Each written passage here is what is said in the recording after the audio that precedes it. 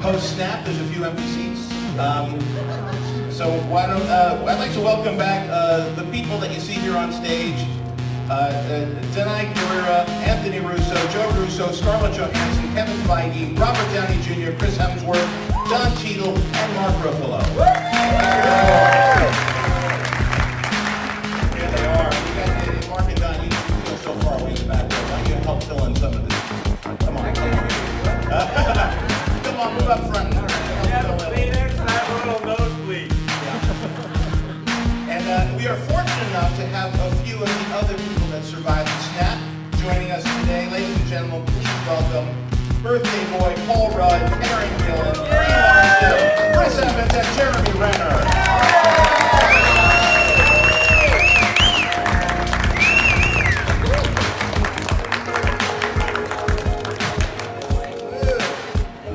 What a handsome group.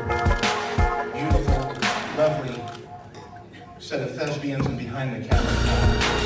Let's start with where it all started. When you first suited up as Iron Man, did you envision Tony Stark's arc? Where he wanted to see the character? And how did you approach building such a memorable character?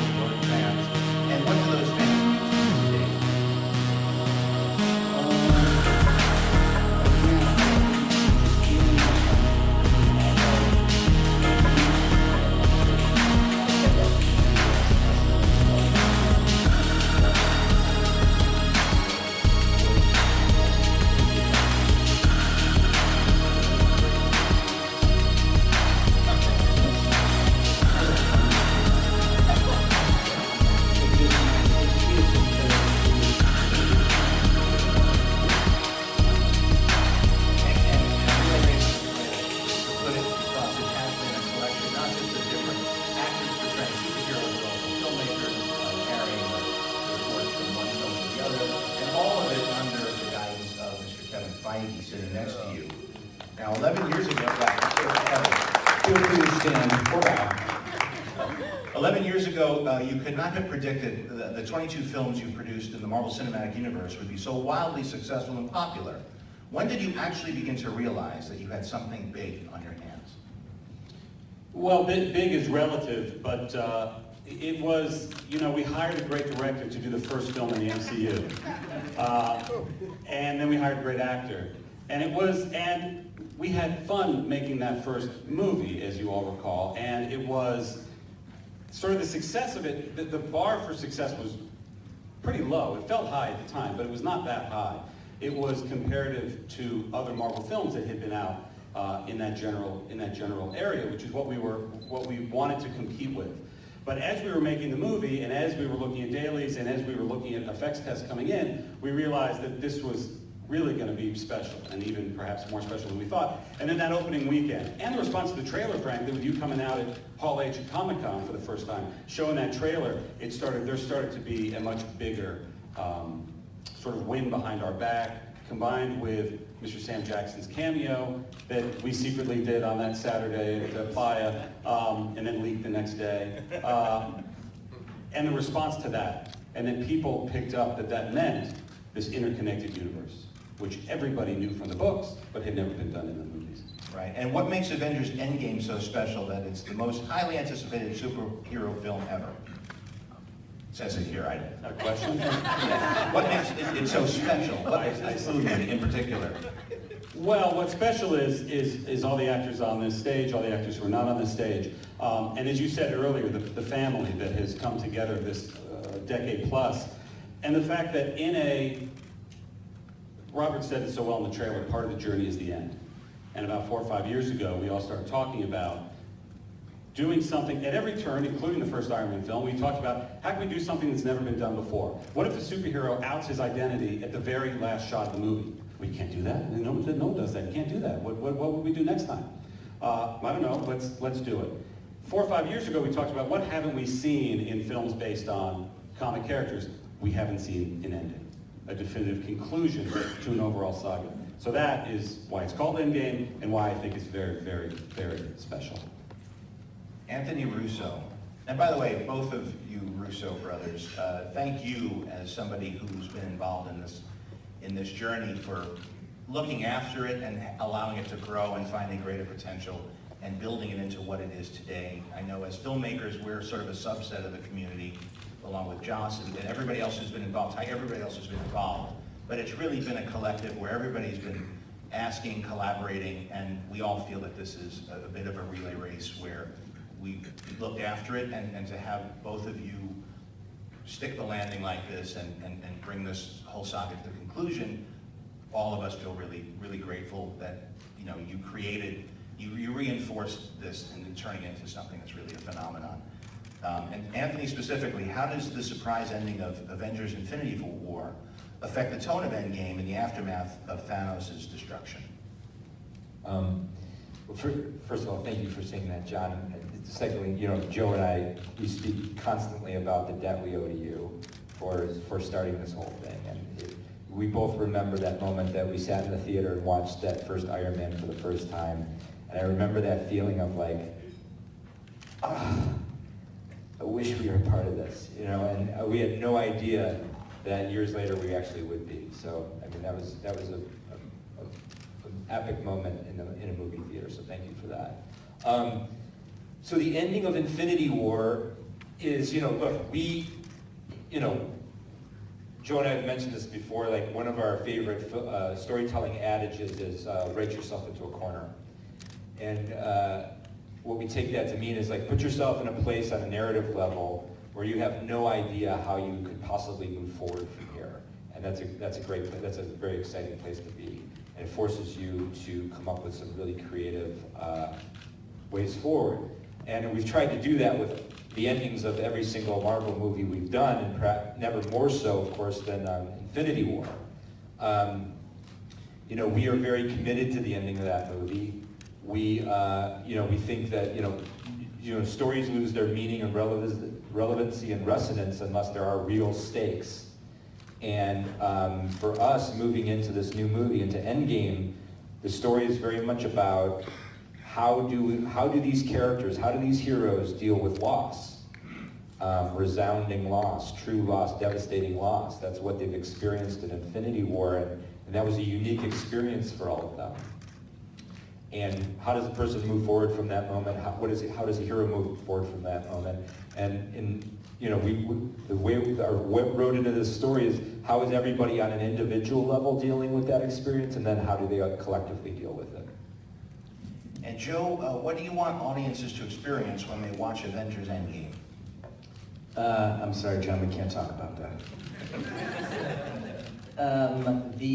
Look, this is, I think, a really unique experiment in movies, this grand mosaic. It's, I don't know, depending on how you count it up, 11 franchises that have been interwoven into one big narrative. And I think, a lot of people have invested a lot of heart and soul into the characters. And, when we take these movies around the world, it's really, it's heartwarming to see people come up to you and say, hey, I started watching this with my classmates when I was 10 years old. Now we're all 21 and we're all going to go see this together. Or my parents have taken me to every movie, or my grandfather's taken me to every film.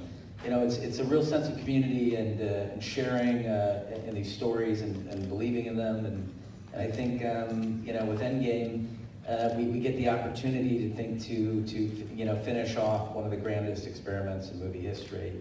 And bring it to, as Kevin said, an epic conclusion. So what we're hoping for is that people feel satisfied with the conclusion. Jeremy Renner, Hawkeye is back. How do you feel to rejoin the Avengers and take up your bow again? You might need one of those things that does the thing. Yeah. I need this? Yeah, I feel good. Feel rested. Was it nice to jump back in the mix again? Yeah, I'm good. All right. Stretching out, have some coffee, ready to rock. All right, sounds good. Good to have you back. Denai Guerrera, Black Panther introduced your character Okoye to the world. Now she is fighting besides the Avengers. What makes her such a respected and well-liked character? And also congratulations and thank you for the breath of energy that Black Panther brought to the Marvel Universe. I think it was something that was truly significant and helped keep the franchise feeling fresh and new, and it was a wonderful film.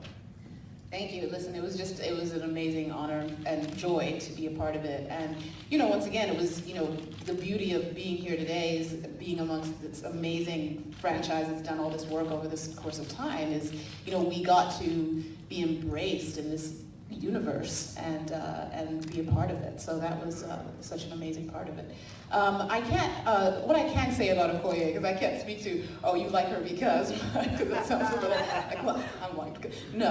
What I can say is what I love about her is that she's very unapologetic, and she's a traditionalist in the sense that she believes in the sovereignty of her nation. And I guess that really resonated with me because I was born on the continent. I was born here, but I was raised on the continent. And so seeing a country like Wakanda, which has had no history of colonization and became so powerful, and that she is like the guardian of that nation in a sense, was something that really resonated with me. And I really got to work, collaboratively in a gorgeous way with the awesome Mr. Ryan Coogler, who really allowed me to imbue her with the idea that she has a good time. She doesn't have rage issues. She doesn't have that going on. She loves her life. She loves her country. She loves her people, and she'll do whatever it takes to take care of what must be done.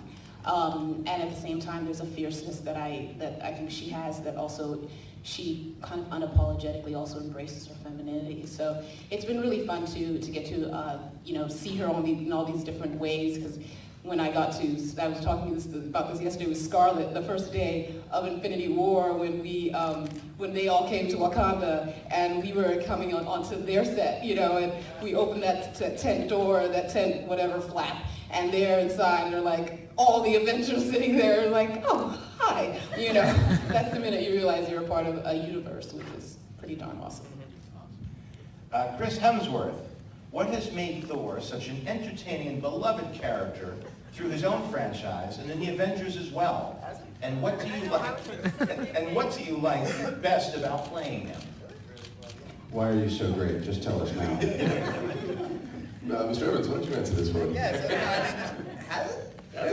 Out of all the Chris's, no? I'm curious. Just to echo something you were saying before, Anthony, about the first time that the Marvel Universe came into my universe back in Australia. I was sitting there and I don't know, I would have been just straight out of high school and watching Iron Man 1 and thinking the same things, thinking, oh my God, imagine, I wish I could be a part of that world. And then a few years on, getting cast in it as Thor and having the opportunity to embark on this thing. And at the time I thought, was this film even going to make it past DVD or make it to the cinemas, or was I going to be recast, all those sort of questions. And look, I think the answer to the question, what made it so special for me was just the different people I was able to work with. From Kenneth Branagh to that first film, was really, I sort of was completely in his hands and was basically willing to do whatever it takes and wherever he needed me to go for the character. And then through the films with each director and each different cast member, I've learned something different from. And by the time about Ragnarok I felt like it finally had enough sort of confidence to go, okay, well, what is it that I could possibly bring to this? And then had this great collaboration with Taika and really decided to do something different and see how we can make it unexpected and unique. And then I remember calling Joe and Anthony and saying, look, I've got this new version of of Thor that we've just shot, and I want to continue that version. I don't want to do the old version. And he said, well, we've got an even newer version for you. And it was, you know, and then as was this film here, and it's just about the people that's made it so special, and I think unique each time with any of our characters is everybody you get to interact with, and the fact that we're all willing to you know, be open to what new possibilities lie ahead of these franchises and these characters, and it's been a pretty remarkable journey. Chris Evans. Captain America is a classic hero with an unshakable moral code, and you have perfected your portrayal of him, plus shown us even more of what makes him tick. What has it meant to you to play him, and what do you like best about Captain America in this film? In this film or in general? On the card, it's this film, so Okay, you please stick to the. Well, I guess I can give broad strokes. I think just the completion of the arc. I mean, that's safe to say, right? That this movie does kind of provide kind of an ending to a lot of. Judges? I'm sorry, we can't accept that answer. There is a 22 film tapestry.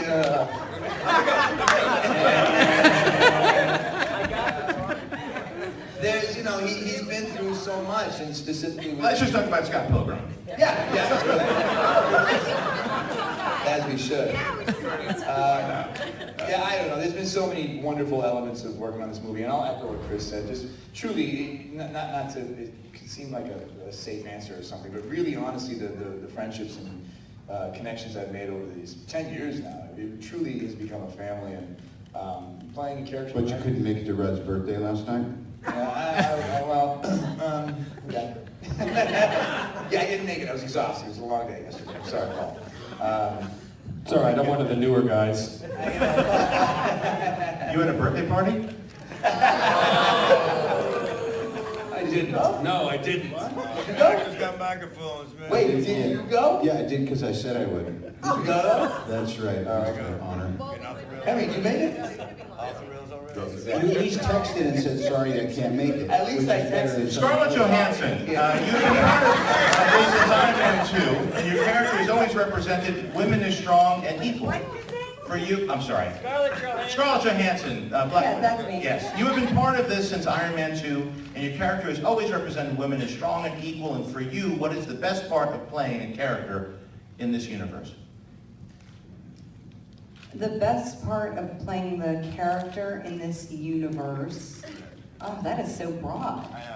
What does that You mean? get more specific. What was it like playing Black Widow, and how was she arced? Well, the character's changed over, when you and I first met and worked together, and hi, John, how's it going? Hi, Hey. Scarlett.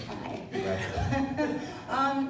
I mean, initially, the character, I was talking with Denai about this yesterday. We spent the whole day together, analyzing all this whole journey, but the character really started as, a sort of secretary, sexy secretary with a skill set on the side, and Posing as, thank you.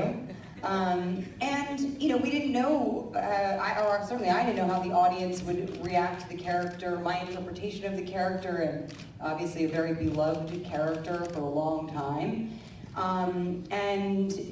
I feel, and then the next time that we saw her in Avengers, she was sort of one of the boys, for better or worse, and that, made sense then. And, as I think the fans and the audiences have really pushed, certainly Marvel, but pushed all the studios and filmmakers to really, throw up on the screen what represents what's going on in the zeitgeist, and wanting to see, diverse films and cast that represents how they, their own aspirations and how they feel. I think, the character has sort of grown in reaction to that, and the movies have really grown in reaction to that kind of fan encouragement. And honestly, I have to say that, it's so, I remember, when Lizzie signed on, and Colby was there, and, we were all clinging to each other just to, I felt like I hadn't been in this testosterone fest for such a long time. It was so nice to see other female cast members, and then, you know, with Brie coming on and Karen and Denai, and you know, it's really, you know, I feel like I'm in just this, you know, I'm amongst so many wonderful actors, so many strong actors, and such, you know, such a, I mean, it's just grown beyond my wildest dreams. I could never have imagined where this would take us and all of us. It's been quite a journey, so. Karen Gillan, Nebula is such a complex character. What excited you about bringing her back for Avengers Endgame? Well, I think it's maybe safe to say that she suffers from some daddy issues because her dad is Thanos, so who wouldn't? And I think I'm excited for her to finally face the source of this abuse. You know, this has sort of been building through multiple movies, through the Guardians movies, and she's talked about how she wants to inflict revenge, and so we all know about that. So I would like to see her try and face that. I don't know if she will. Maybe she won't. I'm not saying anything. I just got really nervous that I gave somebody words. Potentially. And next to you, Paul Rudd. Ant-Man has returned. I'm terrified to say anything. Because you got briefed beforehand about... No. Ant-Man has returned. I think we're good there, right? Ant-Man has returned. I saw you in the trailer. What can we expect from this time around, and how does he fit in with the remaining Avengers? Well, I did see the trailer, so I do know that I'm in it. You know, how I fit in, how any of this works, it remains to be seen, and it's going to be fun to have audiences discover it, along with us. We haven't seen it either.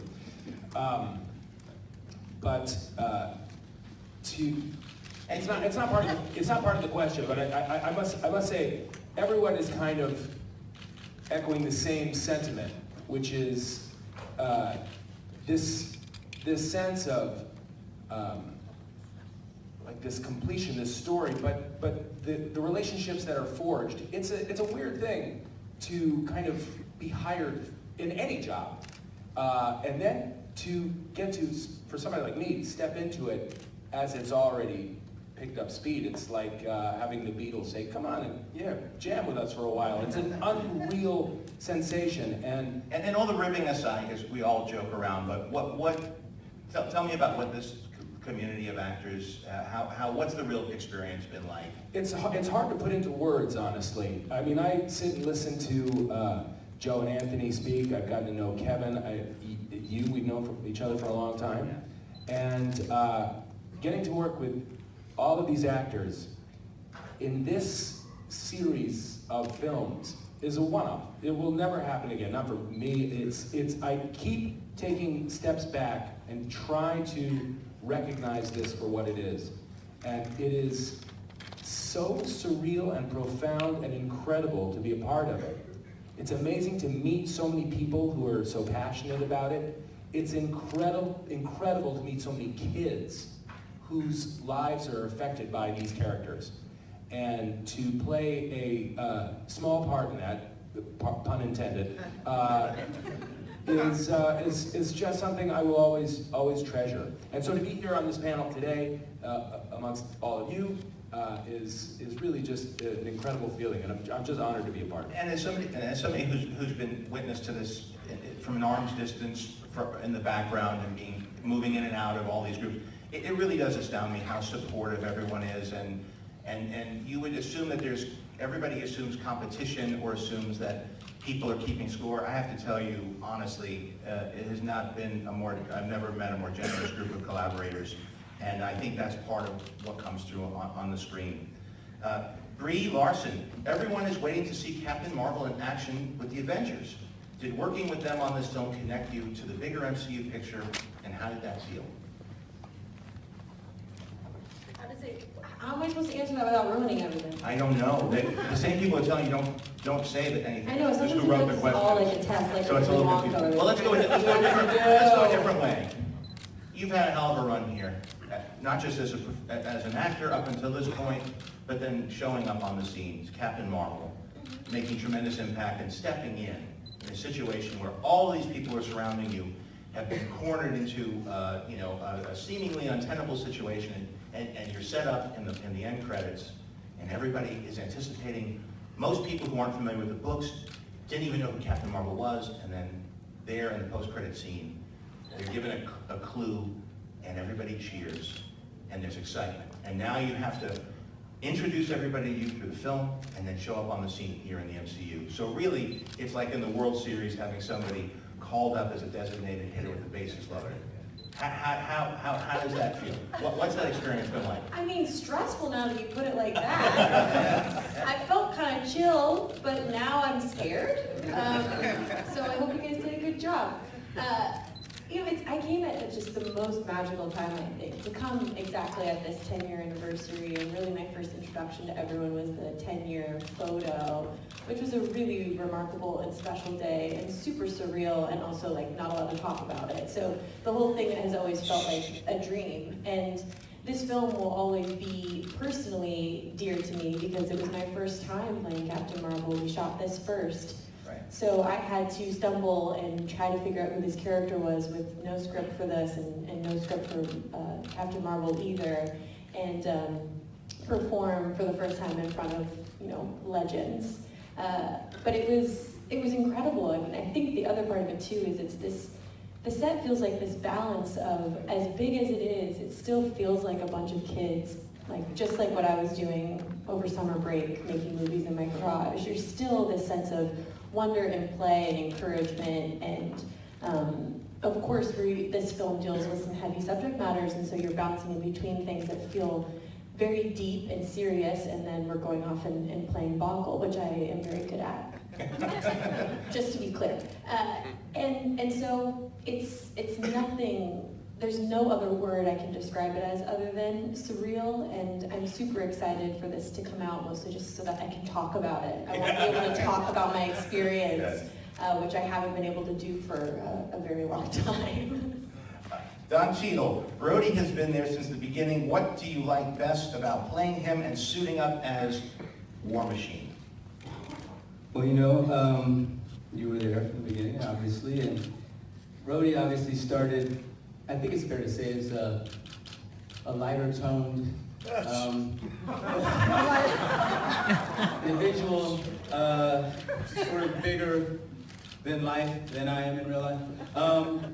But as the character sort of darkened and things became more compact on a narrative, I think we've seen a real growth of his character, and we've kind of, as he's gone through his trials and tribulations, obviously, over the course of these films, and come out the other side now, and has his legs under, no pun intended, literally, and is able to really be a part of the team and really contribute at a high level.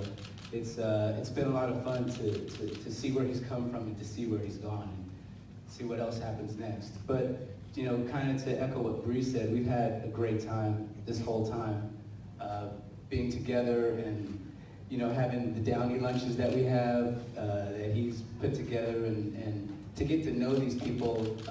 I've always known their work, but to get to know them as individuals and get to know them as people and get to be friends, and to come back, to get to keep coming back to these relationships again and seeing where everybody is, and people that have kids, and them kids going off to college, and other people having kids and relationships started and ending. It's rare to have that kind of an experience over the course of 10 years with the same group of people, so it's really nice. And to consistently win at Boggle as good as you think you are. I think you found the Avengers. Let's be real. You can't. Nobody can beat Don. Paul's good too. I mean, Paul. I feel like Paul definitely Paul's not good, but sleeper boggle. Yeah. Do I have selective memory? I feel like I crushed the whole time. I felt that I did. Did you find the word? I wasn't there when that happened. What is the most impressive boggle word that Mark Ruffalo, who you'd be lucky if he finds cat. He found asbestos.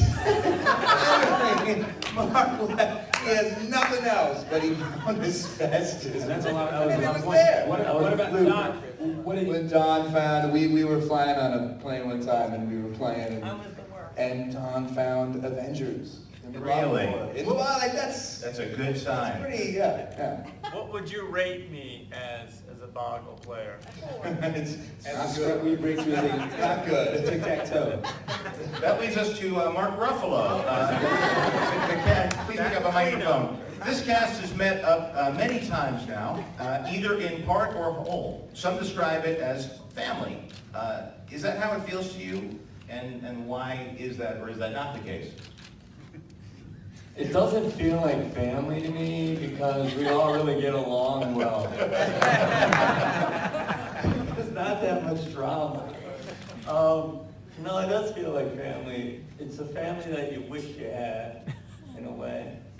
I mean, I don't know if you could tell, but it's a little bit different press conference than the last time. It has a little bit sort of sadness to it. I mean, we're all talking about like we're dead. Oh, I loved working with these guys. It was great knowing them. You know, they're great. They were great boggle players. There's something very bittersweet about this moment,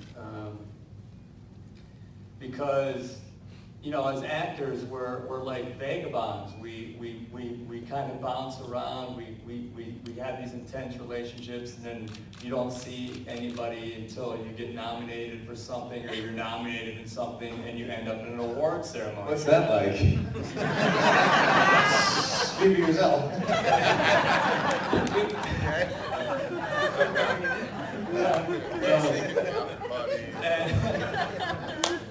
But you know, like this is the closest thing that any of us really have to, unless you're, you know, it's the closest, unless you're in several franchises. It's the closest thing you have to continuity and friendships and watching people grow up and have children and get married, then get divorced, and then get remarried. All right, well,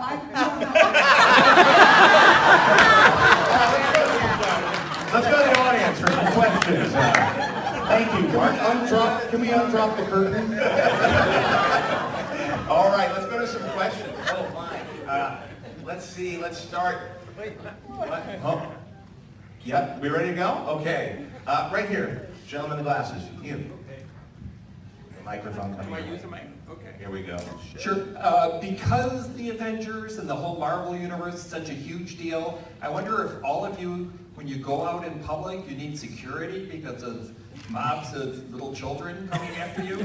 And with your, whenever you do leave, Chris, and everyone else, the franchise, do you see yourself in 10 years being at a nostalgia convention signing pictures? This is a complex question. We're only going to answer the first part of that question. Security?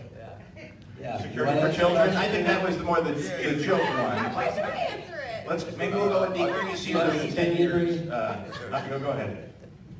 The security thing? This is like a block in rehearsal. I think that was the joke. That was the joke getting in. Security with children mobbing you. That was the question. Let's talk about where do you see yourself in 10 years. I'm not mentioning a kid. I have no Next question. Thank you. Right here, sir. We have a microphone here. There's the head. Hi. For the Russos, you guys have shown amazing restraint in what you haven't revealed about this film so far. How did not having sort of feedback to trailers and major set pieces, how did that affect you putting the film together and putting its final touches on without sort of having that audience feedback coming from trailers that show more of the film?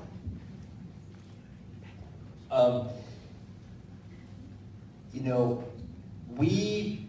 look, at the end of the day, my brother and I, we came to this material because we're fans. We grew up loving the comics. We came to the series. We came to the MCU already fans of the MCU. So the thing that, like, the energy we move on is our own passion and our own excitement, and that's how we tell stories. We learned long ago that you have to tell stories for yourself. You can't be thinking about how others might receive them. So for Joe and I, because we have such an intimate relationship with the material, because we have so many amazing collaborators, starting with Kevin, we are able to just really fashion the story around what we want to see as fans. How do we surprise ourselves? How do we excite ourselves? How do we challenge ourselves? How do we force ourselves to keep digging deeper and keep exploring this narrative and these characters in ways we never imagined? That's how we guide ourselves through the process. And while once the film is complete and we put it out in the world, we really have no idea how it's going to be received. You know, and then once that complete film is experienced and digested and responded to, I think that's the moment where we are then filled up with a reaction. But as we're executing, once we conceive the film and start executing, we're not really second guessing what we're doing. We're really focused on chasing the initial vision that we had for it. The gentleman, mustard-colored shirt. All right, this is for Chris Evans. How do you build a superhero team in real life that serves a greater good? I guess it depends what greater good you're trying to accomplish. I suppose you want people who are well-versed in that area. I mean, I guess I'm not quite sure in what capacity you're talking about. Could be community, it could be... Well, I suppose you try and, galvanize like-minded thinkers and, have a common goal. I mean, these are real platitudes. I don't know if You've been spending a bunch of time in Washington lately, Evans, and I think it suits you well.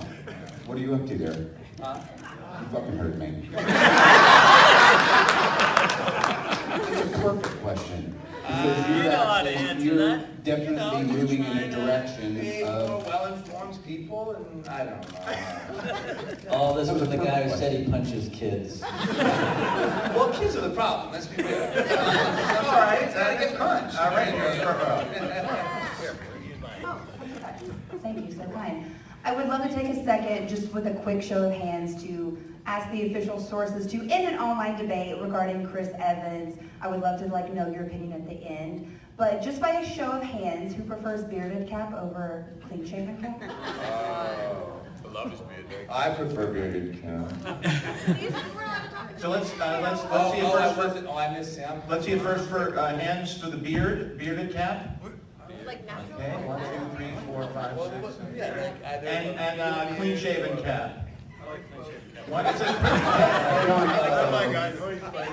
John, I don't know neither. I like Chris Evans with a beard with prosthesis over it when Joss Whedon asked him to come do the tag for the first Avengers. Can you explain? Can you give a little? Go back and watch that tag. He had a beard. Yeah, he had a beard covered shaved. This is the shawarma scene, right? That's right. Go back and look at it. It looks like he has belt. We talked about the shawarma scene.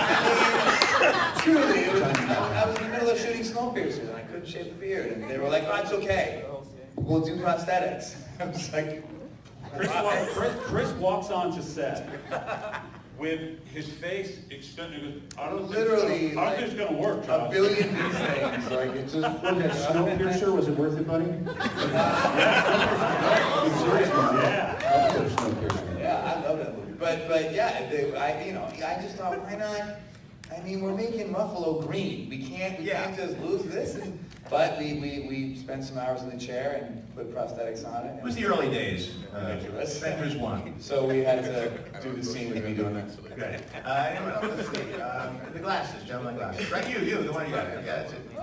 Absolute honor to be across from all of you. Obviously, with the end of Infinity War and the Thanos snap, it's a very emotional thing for a lot of audience members to experience that. And Robert, I've been wanting to ask you this since I saw that film, and specifically just staying with Infinity War, shooting that moment with Spider-Man, having him turn to dust, and the actual acting and the emotion of that moment, just what it was like to shoot that scene specifically on that day. And for each of you, do you have a particular person who turned to dust that was the most emotional for you to watch as an actor? But Robert, for you first. Thank you for your time. Thank you. Was that Titan continuous? I think we were on a set for what seemed like 4 years, so that was Titan continuous. I just love the lighting in that scene. I look so shredded. Emotionally shredded? God, more shredded than a julienne salad, man. No, I make a lot of faces. I need some help in the editing, and it was one of those moments of, this is the most serious thing that's happened since you were 9. No, don't F this up. And I remember the brothers were there. I think we restaged it once or twice. Anyway, it was crazy to shoot it, but it was just another day, and then we were at lunch and doing stuff, you know, it's a movie. But then I think seeing it, and I happened to see it with this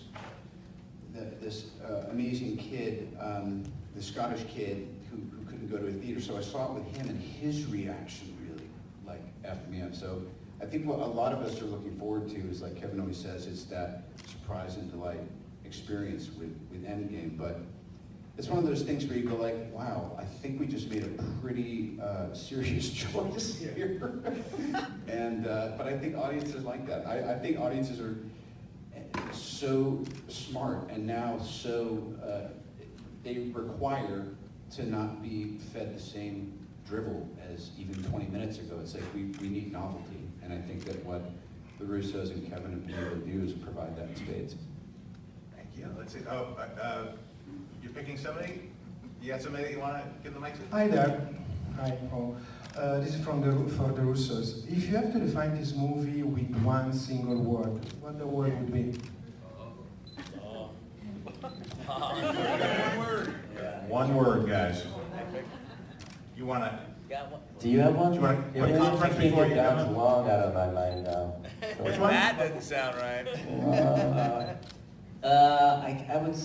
You want us to come back to you after the next question? Yeah, we'll work on it. Always go with your first choice. Joe and I are going to sidebar on this. Okay, you do a sidebar. We'll come back to you though. Yeah, let's say powerful. We're done with the question. Sir, you? Yeah, you're the one looking over your shoulder. Who's getting pointed at? Is it a young girl? Sorry. This young gentleman. Hi, this question is for Chris Evans. So in the past few films like Civil War and Infinity War, now Endgame, you see your character being able to interact with different characters. And because you're Captain America, you always have this tendency to be a leader and be a captain. How does that change or maintain continuity as you meet other characters like Captain Marvel or Black Panther, who are both leaders in their own way? Sure, I think he tends to lean on those people who are of like mind and nature, who kind of are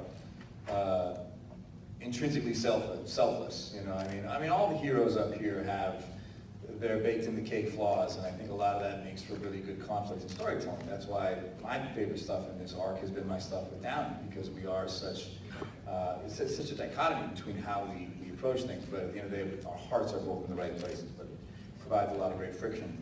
But introducing characters like Captain Marvel and like Black Panther, people who also kind of align very similarly to Cap's nature, I think it creates a nice, it reinforces Cap's sense of purpose and home. You know, it's an environment that it feels more natural for him. So I think it's nice to see the certain pockets where he feels at peace, and the certain pockets where he feels, his buttons might be getting pushed.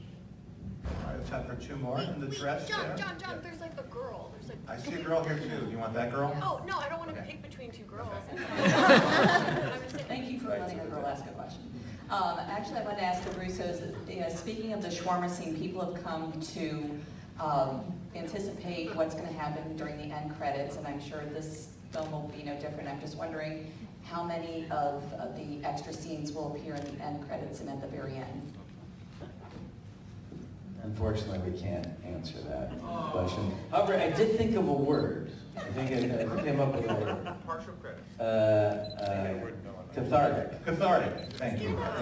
Bree, do you like to call Yeah, I do. And I'm sorry we couldn't answer that question, but we just right here. don't want to give any context away. There we go. This question is for Anthony and Joe. So I'm 12 years old, and I often make short films with my friends. I aspire to be a director when I... Karen Gillan, Brie Larson, Chris Evans, and Jeremy Renner.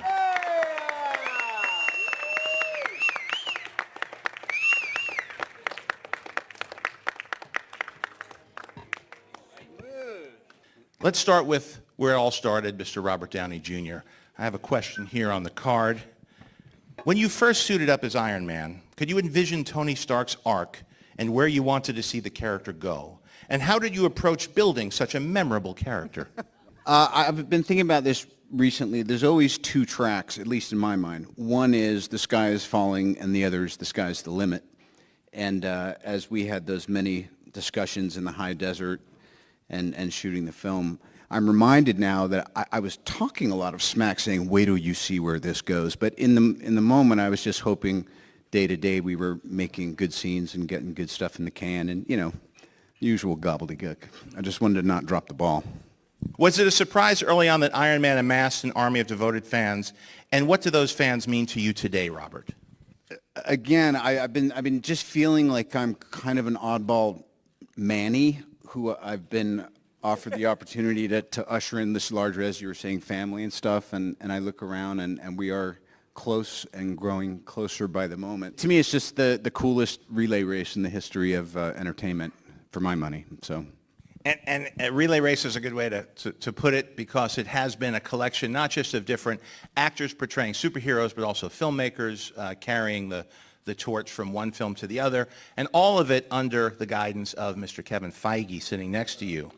Now, 11 years ago, yeah, let's hear it for Kevin. 11 years ago, you could not have predicted the 22 films you've produced in the Marvel Cinematic Universe would be so wildly successful and popular. When did you actually begin to realize that you had something big on your hands? Well, big is relative, but it was, we hired a great director to do the first film in the MCU. And then we hired a great actor. And we had fun making that first movie, as you all recall. And it was sort of the success of it, the bar for success was pretty low. It felt high at the time, but it was not that high.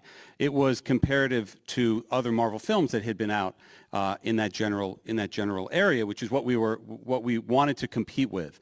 But as we were making the movie, and as we were looking at dailies, and as we were looking at effects tests coming in, we realized that this was really going to be special, and even perhaps more special than we thought. And then that opening weekend, and the response to the trailer, frankly, with you coming out at Hall H at Comic-Con for the first time, showing that trailer, there started to be a much bigger sort of wind behind our back, combined with Mr. Sam Jackson's cameo that we secretly did on that Saturday at Playa, and then leaked the next day. And the response to that, and that people picked up that meant this interconnected universe, which everybody knew from the books, but had never been done in the movies. Right. And what makes Avengers Endgame so special that it's the most highly anticipated superhero film ever? Well, what's special is all the actors on this stage, all the actors who are not on this stage. And as you said earlier, the family that has come together this decade plus. And the fact that Robert said it so well in the trailer, part of the journey is the end. And about 4 or 5 years ago, we all started talking about doing something at every turn, including the first Iron Man film. We talked about, how can we do something that's never been done before? What if the superhero outs his identity at the very last shot of the movie? Well, you can't do that. No one does that. You can't do that. What would we do next time? I don't know. Let's do it. 4 or 5 years ago, we talked about what haven't we seen in films based on comic characters. We haven't seen an ending, a definitive conclusion to an overall saga. So that is why it's called Endgame, and why I think it's very, very, very special. And Anthony specifically, how does the surprise ending of Avengers Infinity War affect the tone of Endgame in the aftermath of Thanos' destruction? Well, first of all, thank you for saying that, John. And secondly, Joe and I, we speak constantly about the debt we owe to you for starting this whole thing. And we both remember that moment that we sat in the theater and watched that first Iron Man for the first time. And I remember that feeling of like, I wish we were part of this, and we had no idea that years later we actually would be. So, I mean, that was an epic moment in a movie theater. So thank you for that. So the ending of Infinity War is, look, Joe and I have mentioned this before, like one of our favorite storytelling adages is write yourself into a corner. And what we take that to mean is like put yourself in a place on a narrative level where you have no idea how you could possibly move forward from here. And that's a great place. That's a very exciting place to be. And it forces you to come up with some really creative ways forward. And we've tried to do that with the endings of every single Marvel movie we've done, and perhaps never more so, of course, than Infinity War. We are very committed to the ending of that movie. We think that, stories lose their meaning and relevancy and resonance unless there are real stakes. And for us, moving into this new movie, into Endgame, The story is very much about how do these characters, how do these heroes deal with loss, resounding loss, true loss, devastating loss. That's what they've experienced in Infinity War, and that was a unique experience for all of them. And how does a person move forward from that moment? How does a hero move forward from that moment? And the way our road into this story is, how is everybody on an individual level dealing with that experience, and then how do they collectively deal with it? And Joe, what do you want audiences to experience when they watch Avengers Endgame? I'm sorry, John, we can't talk about that. Look, it's this is, I think, a really unique experiment in movies. This grand mosaic. It's, I don't know, depending on how you count it up, 11 franchises that have been interwoven into one big narrative. And I think a lot of people have invested a lot of heart and soul into the characters. And when we take these movies around the world, it's really it's heartwarming to see people come up to you and say, hey, I started watching this with my classmates when I was 10 years old. Now we're all 21 and we're all going to go see this together. Or my parents have taken me to every movie, or my grandfather's taken me to every film. And, it's a real sense of community and sharing in these stories and believing in them. And I think, with Endgame, we get the opportunity to finish off one of the grandest experiments in movie history. And bring it to, as Kevin said, an epic conclusion. So what we're hoping for is that people feel satisfied with the conclusion. Jeremy Renner, Hawkeye is back. How do you feel to rejoin the Avengers and take up your bow again? Yeah, I'm good. All right, thank stretched out, had some coffee, ready to rock. All right, sounds good. Good to have you back. Denai Guerrera, Black Panther introduced your character Okoye to the world. Now she is fighting besides the Avengers. What makes her such a respected and well-liked character? And also congratulations and thank you for the breath of energy that Black Panther brought to the Marvel Universe. I think it was something that was truly significant and helped keep the franchise feeling fresh and new, and it was a wonderful film.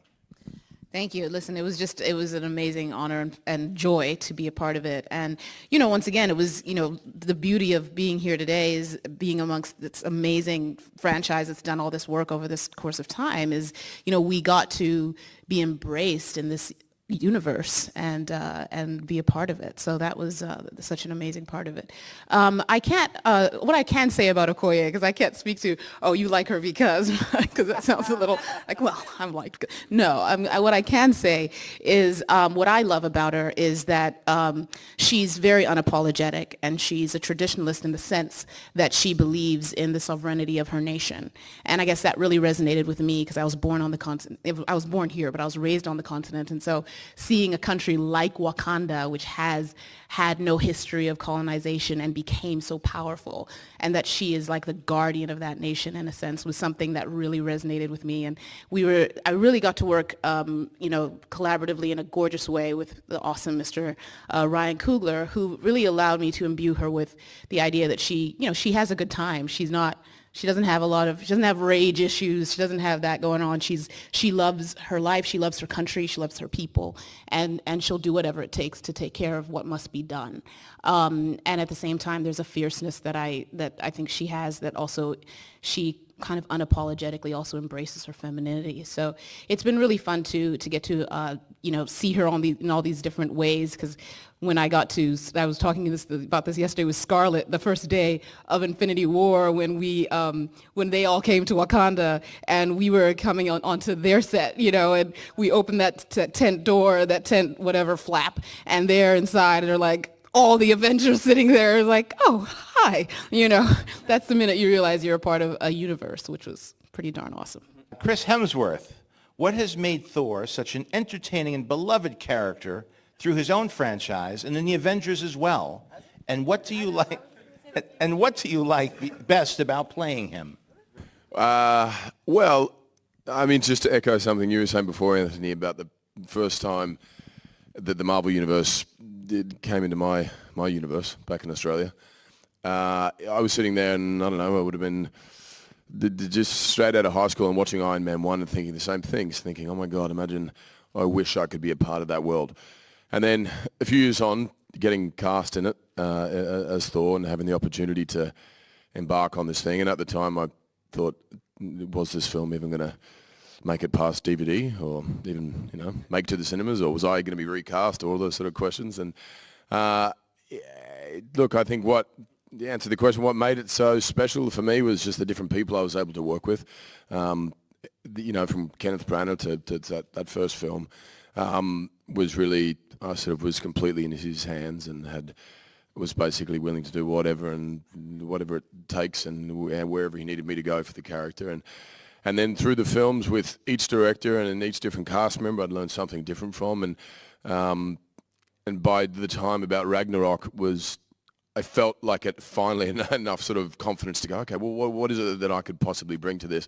And then had this great collaboration with Taika and really decided to do something different and see how we could make it unexpected and unique. And then I remembered calling Joe and Anthony and saying, look, I've got this new version of Thor that we've just shot, and I want to continue that version. I don't want to do the old version. And he said, well, we've got an even newer version for you.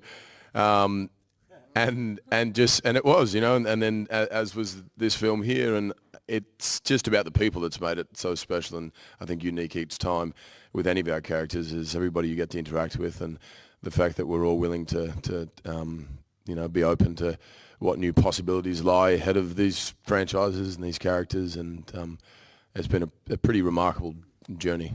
Chris Evans. Captain America is a classic hero with an unshakable moral code, and you have perfected your portrayal of him, plus shown us even more of what makes him tick. What has it meant to you to play him, and what do you like best about Captain America in this film? There's been so many wonderful elements of working on this movie, and I'll echo what Chris said. Just truly, not to, it could seem like a safe answer or something, but really honestly, the friendships and connections I've made over these 10 years now, it truly has become a family. And Scarlett Johansson, Black Yes, Widow. that's me. Yes, you have been part of this since Iron Man 2, and your character has always represented women as strong and equal. And for you, what is the best part of playing a character in this universe? The character really started as, a sort of secretary, a sexy secretary with a skill set on the side and Posing as, thank you. We didn't know, certainly I didn't know how the audience would react to the character, my interpretation of the character, and obviously a very beloved character for a long time. I feel, and then the next time that we saw her in Avengers, she was sort of one of the boys, for better or worse, and that, made sense then. And, as I think the fans and the audiences have really pushed, certainly Marvel, but pushed all the studios and filmmakers to really, throw up on the screen what represents what's going on in the zeitgeist and wanting to see, diverse films and cast that represents how they, their own aspirations and how they feel. I think, the character has sort of grown in reaction to that, and the movies have really grown in reaction to that kind of fan encouragement. And honestly, I have to say that, it's so, I remember, when Lizzie signed on and and Colby was there and, we were all clinging to each other just to, I felt like I'd been in this like testosterone fest for such a long time. It was so nice to see like other female cast members, and then, with Brie coming on and Karen and Denai, and it's really, I feel like I'm in just this, I'm amongst so many wonderful actors, so many strong actors, and such, it's just grown beyond my wildest dreams. I could never have imagined where this would take us and all of us. It's been quite a journey. Karen Gillan, Nebula is such a complex character. What excited you about bringing her back for Avengers Endgame? Well, I think it's maybe safe to say that she suffers from some daddy issues because her dad is Thanos, so who wouldn't? And I think I'm excited for her to finally face the source of this abuse. This has sort of been building through multiple movies, through the Guardians movies, and she's talked about how she wants to inflict revenge. And so we all know about that. So I would I would like to see her try and face that. Paul Rudd, Ant-Man's Return. What I can saw we him in the trailer. What can we expect from this time around, and how does he fit in with the remaining Avengers? Well, I did see the trailers. I do know that I'm in it. Yes. You know, how I fit in, how any of this works, it remains to be seen, and it's going to be fun to have audiences discover it, along with us. We haven't seen it either. But it's not part of the question. Okay. But I must say, everyone is kind of echoing the same sentiment, which is this sense of like this completion, this story, but the relationships that are forged. It's a weird thing to kind of be hired in any job, and then to get to, for somebody like me, to step into it as it's already picked up speed. It's like having the Beatles say, "Come on and jam with us for a while." It's an unreal sensation, and all the ribbing aside, because we all joke around, but tell me about what this community of actors, what's the real experience been like? It's hard to put into words, honestly. I mean, I sit and listen to Joe and Anthony speak. I've gotten to know Kevin. We've known each other for a long time. Yeah. And getting to work with all of these actors in this series of films is a one-off. It will never happen again. Not for me. I keep taking steps back and try to recognize this for what it is. And it is so surreal and profound and incredible to be a part of it. It's amazing to meet so many people who are so passionate about it. It's incredible to meet so many kids whose lives are affected by these characters. And to play a small part in that, pun intended, is just something I will always treasure. And so to be here on this panel today amongst all of you is really just an incredible feeling, and I'm just honored to be a part of it. Brie Larson, everyone is waiting to see Captain Marvel in action with the Avengers. Did working with them on this film connect you to the bigger MCU picture, and how did that feel?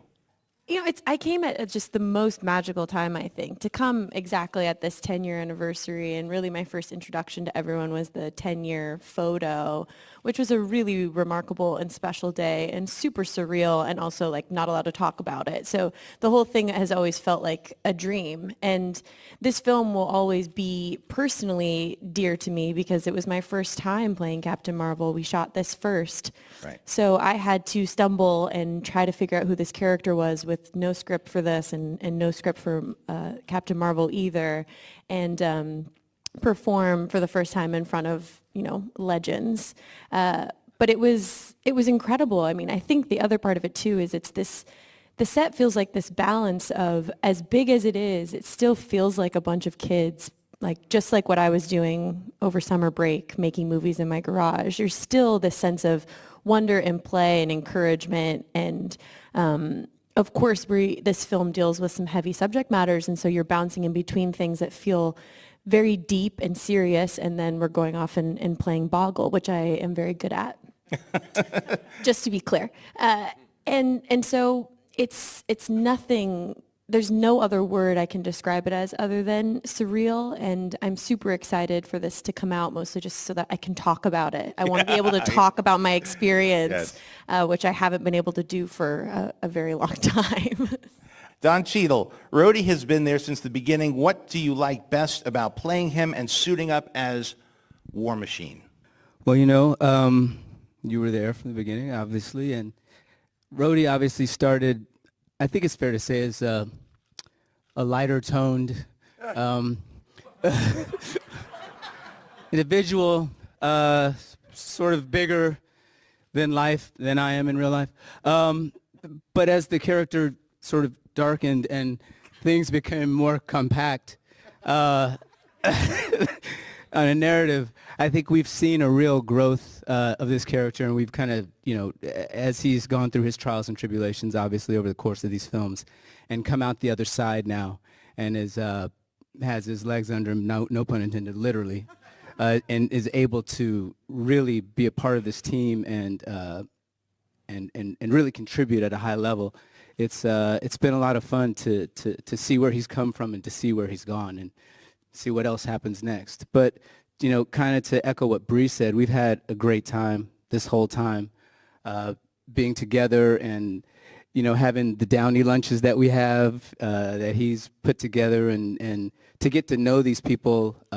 I've always known their work, but to get to know them as individuals and get to know them as people and get to be friends and to come back, to get to keep coming back to these relationships again and seeing where everybody is, and people have had kids and them kids going on to college and other people having kids and relationships started and ending. It's just, it's rare to have that kind of an experience over the course of 10 years with the same group of people. So it's really nice. That leads us to Mark Ruffalo. This cast has met up many times now, either in part or whole. Some describe it as family.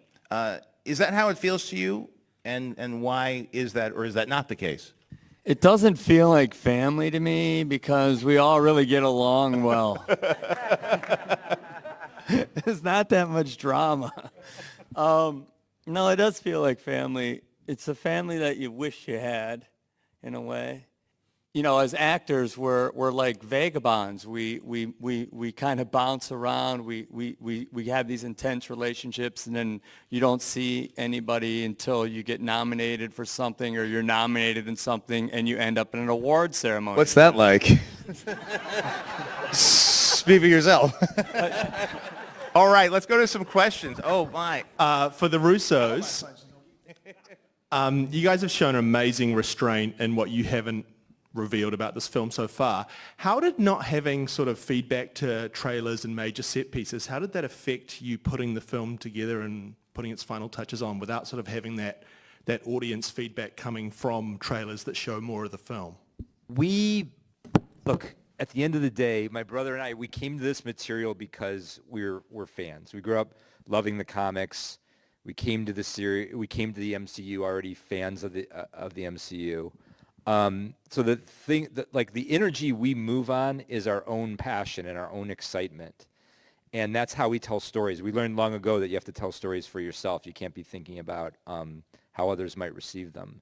So for Joe and I, because we have such an intimate relationship with the material, because we have so many amazing collaborators, starting with Kevin, we are able to just really fashion the story around what we want to see as fans. How do we surprise ourselves? How do we excite ourselves? How do we challenge ourselves? How do we force ourselves to keep digging deeper and keep exploring this narrative and these characters in ways we never imagined? That's how we guide ourselves through the process. And while once the film is complete and we put it out in the world, we really have no idea how it's going to be received. You know, and then once that complete film is experienced and digested and responded to, I think that's the moment where we are then filled up with a reaction. But as we're executing, once we conceive the film and start executing, we're not really second guessing what we're doing. We're really focused on chasing the initial vision that we had for it. Absolute honor to be across from all of you. Obviously, with the end of Infinity War and the Thanos snap is a very emotional thing for a lot of audience members to experience that. And Robert, I've been wanting to ask you this since I saw that film, and specifically just staying with Infinity War, shooting that moment with Spider-Man, having him turn to dust, and the actual acting and the emotion of that moment, just what it was like to shoot that scene specifically on that day. And for each of you, do you have a particular person who turned to dust that was the most emotional for you to watch as an actor? But Robert, for you first. It's one of those things where you go like, wow, I think we just made a pretty serious choice here. And but I think audiences like that. I think audiences are so smart and now so they require to not be fed the same drivel as even 20 minutes ago. It's like we need novelty. And I think that what the Russos and Kevin have been able to do is provide that in spades. Hi, this question's for Chris Evans. So in the past few films like Civil War and Infinity War, now Endgame, you see your character being able to interact with different characters. And because, you know, you're Captain America, you always have this tendency to be a leader and be a captain. How does that change or maintain continuity as you meet other characters like Captain Marvel or Black Panther, who are both leaders in their own way? Sure. I think he tends to lean on those people who are of like mind in nature, who kind of are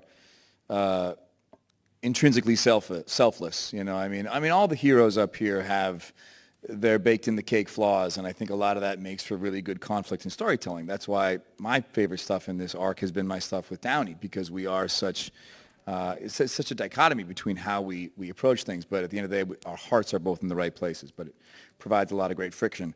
But introducing characters like Captain Marvel and like Black Panther, people who also kind of align very similarly to Cap's nature, I think it creates a nice, it reinforces Cap's sense of purpose and home. You know, it's an environment that it feels more natural for him. So I think it's nice to see the certain pockets where he feels at peace and the certain pockets where he feels, you know, his buttons might be getting pushed. This question is for Anthony and Jill. So I'm 12 years old and I often make short films with my friends. I aspire to be a director when I grow up. What skills do you think it takes to direct an amazing movie like Avengers Endgame? Yeah. That's a That's great an awesome question. First of all, congratulations, because you've started making films more than 10 years before we did. So that's very impressive. I think, you know what, we love your initiative, and I think that's really, when anybody asks us about getting started, it's doing what you're doing. It's picking up a camera and it's shooting. You have iPhones now. You can, you know, Steven Soderbergh just shot an entire movie on an iPhone, and you have free distribution on YouTube, and you can put things out there. We, you know, discovered Donald Glover for Community on YouTube. So there's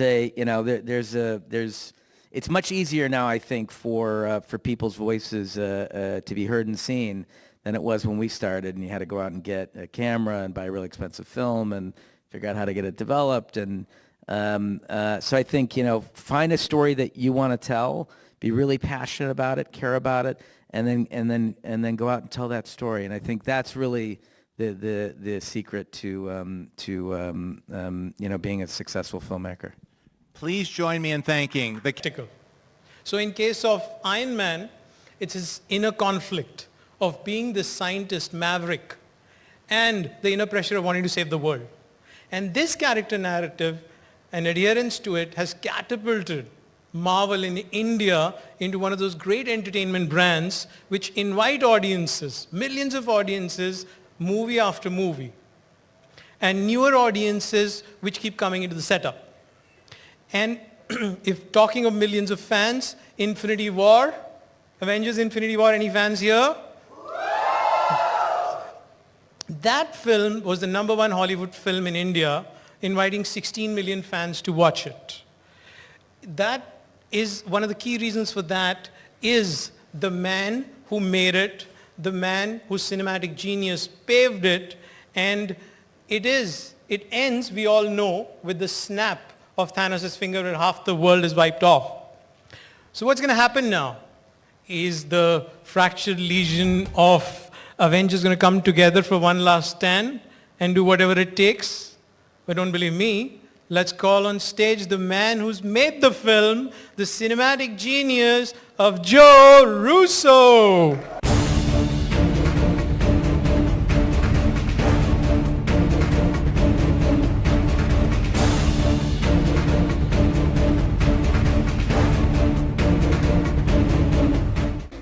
This is, in fact, my first time in India.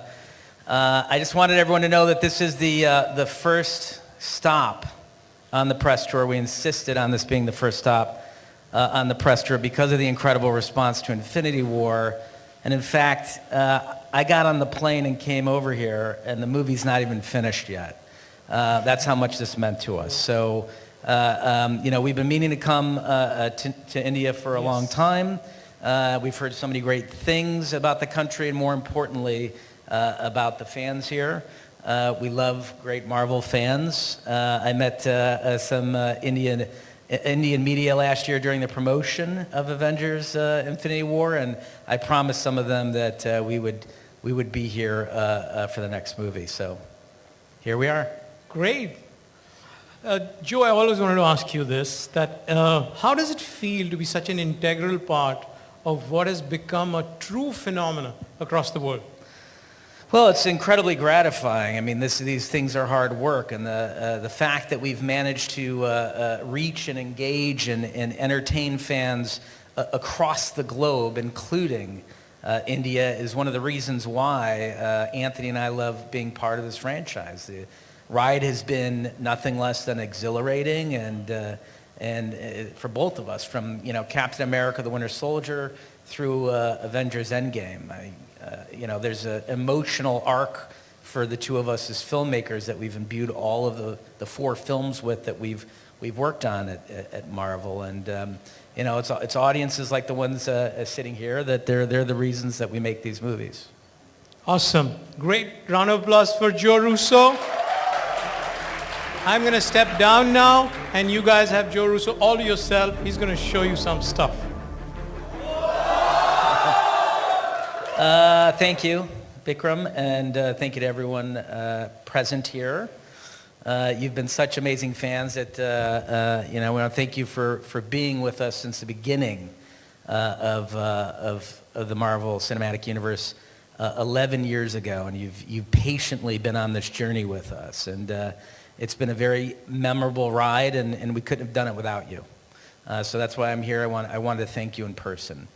You all have embraced the stories, you've loved the characters, laughed and cried with us, and for that we're incredibly appreciative. And of course, thank you to the media for supporting the films here.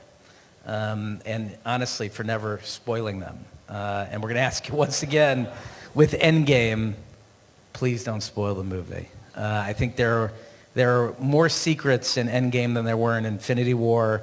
So, be respectful of the fans, and fans be respectful of other fans. And once you see this film, please don't tell them what's in it. Let them experience it on their own. Our philosophy, my brother and I, is to take global stories which are universal in nature and present them in a locally relevant manner. Given that India plays host to a whole lot of different languages, we realize the importance of bringing our global stories to you in the language that you prefer. So the team here has been doing a brilliant job, I think, in translating the narratives and highlighting the local nuances while at the same time preserving the context of the films. And everyone has reacted phenomenally. The fans have reacted phenomenally to this.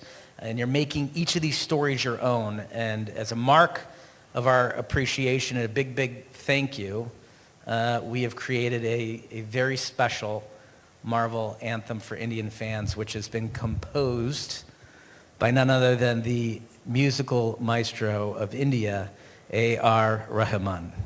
So please give it up for him. This one's really special for all of us, and we can't think of a more perfect way to thank all the fans who have stood by us over the years. And I want to show it to you here for the very first time. So that's pretty awesome. He played that for me last night for the first time, and I didn't say a word. I just walked over to him and I hugged him. I get the goosebumps every time I watch it. And I think, that's a true manifestation of what I was referring to earlier about taking a global story and bringing it to a local context for audiences here. So the song is in Hindi, but it goes really well, incredibly well with the setting and the temperament of the film and the emotions that you feel when you watch these movies. You know what? I think that I'd probably like to see that one more time, and I think you guys would too, so why don't we just play it one more time. I want to recognize the mastermind behind this. He is here with us today. So let's get him out here. Please give a huge round of applause to A.R. Rahman. This anthem is incredible. As I told you last night, I got goosebumps. I teared up the first time I saw it. And I'm sure everyone here is going to echo my sentiments. Am I right?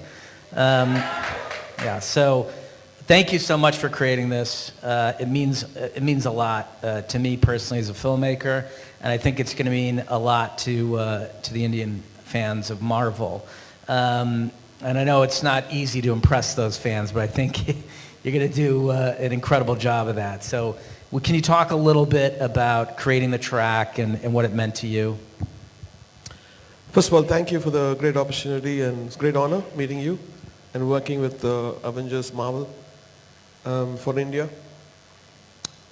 As you know, Universal thinks about good and evil. And so when they briefed me about the story, it resonated with me. And I wanted to create something which is for the sentiment of this film. Mm-hmm. And I hope people like it. Oh, I love it. So I'd like to open the floor right now for any questions for either of us. So please, why don't we start with any hands raised right back there? Way in the back.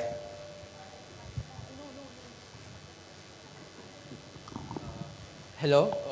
First of all, thank you for coming to India.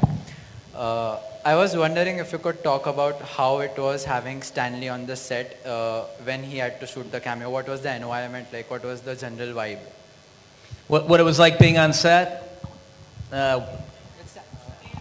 Was it like having Stanley on the set? Stanley on the set. I mean, it was amazing. I mean, he's the... I wouldn't be standing here without him.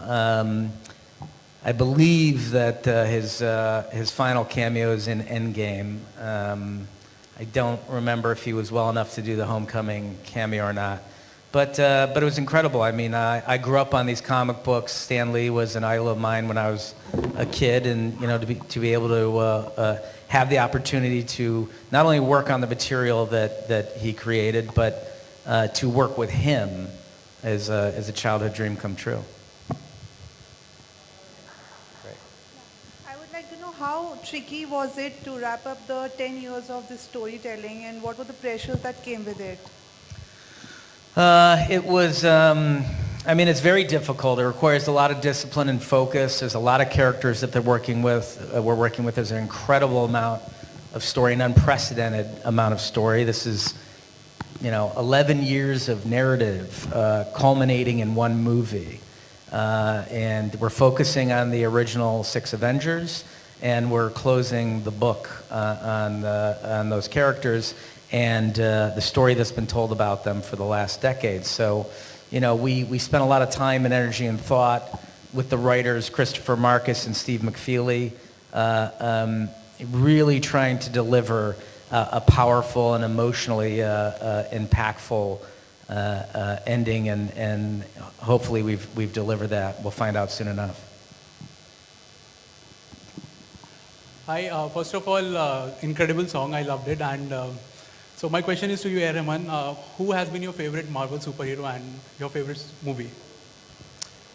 My favorite, actually, Iron Man and Black Panther.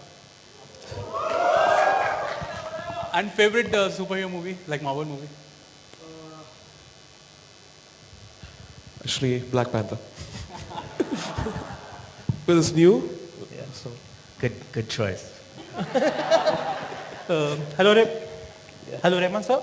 For you, Alan Silvestri has composed the score for Avengers. So did he have any inputs for you for the anthem? No. This whole thing was conceived, recorded in just 10 days and shot. So did you show it to him, make him hear? Nothing. No, because they just finished the score, I believe yesterday. He was saying, Mr. Joe, was that 5 days before they finished the score. So this is completely independent of this thing. This is for the Indian audience. And so I was a bit skeptical when I played them. I didn't know whether they will like it. He said, you've given us a hit. So thank you for that. Yes, of course. I mean, the first time I saw it was last night. So like I said, I thought it represented the spirit of what these movies are in a way that you can't express in words, which is why he's a musical genius. So, any other questions? Actually, I have 2 questions. The first being, out of the 32 look posters of Endgame that were released, 4 of them, Nick Fury, Valkyrie, Gamora, and Hawkeye, are seen staring straight into the camera. Is there any theory behind that? Wait, they're seen staring straight into the camera when? In the look posters that were released, the 32 look posters from Oh, Endgame. well, look, one thing we love about Marvel fans is that they read something into everything. Yeah. They do our job for us, right? No, I wouldn't take much, I wouldn't put much stock into that theory. The second one is also kind of like that itself. In the trailer, when Ant-Man is reading these missing posters, on the house in the backdrop, there's a 1064. There's a number 1064 which is written. In Avengers number 10, which released in 1963, Earth 1064 is a parallel universe. Are you all hinting at the multiverse theory in Endgame? Are you on Reddit a lot? Is that where you're getting these? Are you the guy on Reddit that's writing these theories? I'm not gonna confirm or deny any of this. So, no, it's not implying the multiverse. Sorry. Okay, so in Marvel number 10, issue number 10, the 1963 version, which was the Avengers breakup. We had the Red Hulk was there in that, and it also hints at your fantastic Reed Richards. Any way we could see Reed Richards help Ant-Man understand the quantum realm? I mean, here's the thing. I'll take any questions about the thematics in Endgame, but I'm not going to answer any questions on the plot of Endgame. We spent 3 years protecting the plot of the movie from Tom Holland and Mark Ruffalo. So I'm not going to come here and suddenly give away the plot of the film. But I appreciate and I admire your effort. Okay. Hi. Yeah. Hi. Joe, this side. How important it is to have an imprint on the film as a director, especially when different directors' storylines are sort of merging in it. So tonally making them similar, how challenging was that? Well, I think they're all tonally very different. I mean, I think our tone is very different than Taika Waititi's tone. It's very different than James Gunn's tone. It's very different than Fleck and Bowden, who made Captain Marvel, or Coogler, who made Panther. So nobody tries to emulate tone. And in fact, I think our Thor is very different than Taika's Thor. I think the fans go along with that. I think that they like that there are different filmmakers behind each film, the way that there are different writers behind comic books. They understand the notion that depending on the author, the tone and energy and inflection of the characters can change. So, for my brother and I, we try to bring psychological realism to the characters, and we like to deconstruct stories. And so I think when you look at our films, Winter Soldier through Endgame, that's the consistent tone for us, is a level of psychological realism and constantly deconstructing the universe. In Winter Soldier, we found out that the good guys were the bad guys. In Civil War, we deconstructed the Avengers by splitting them up. In Infinity War, we deconstructed the Marvel Universe by killing half of the characters. So, that's just a theme with us, and as filmmakers, issues that are important to us from a storytelling standpoint. Sorry, does someone else have the microphone? Yeah. We can, anywhere, yeah.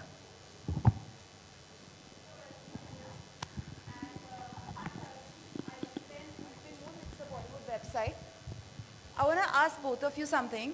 So when you work on an anthem of this level, how important is it to look out the entire theme which suits the Indian as well as the US audience? Because a lot of people are globally involved in it. And Rahman sir has worked internationally, so of course he knows the taste of people from both the places. So how much brainstorming happens over such themes? You want to talk a little bit about that?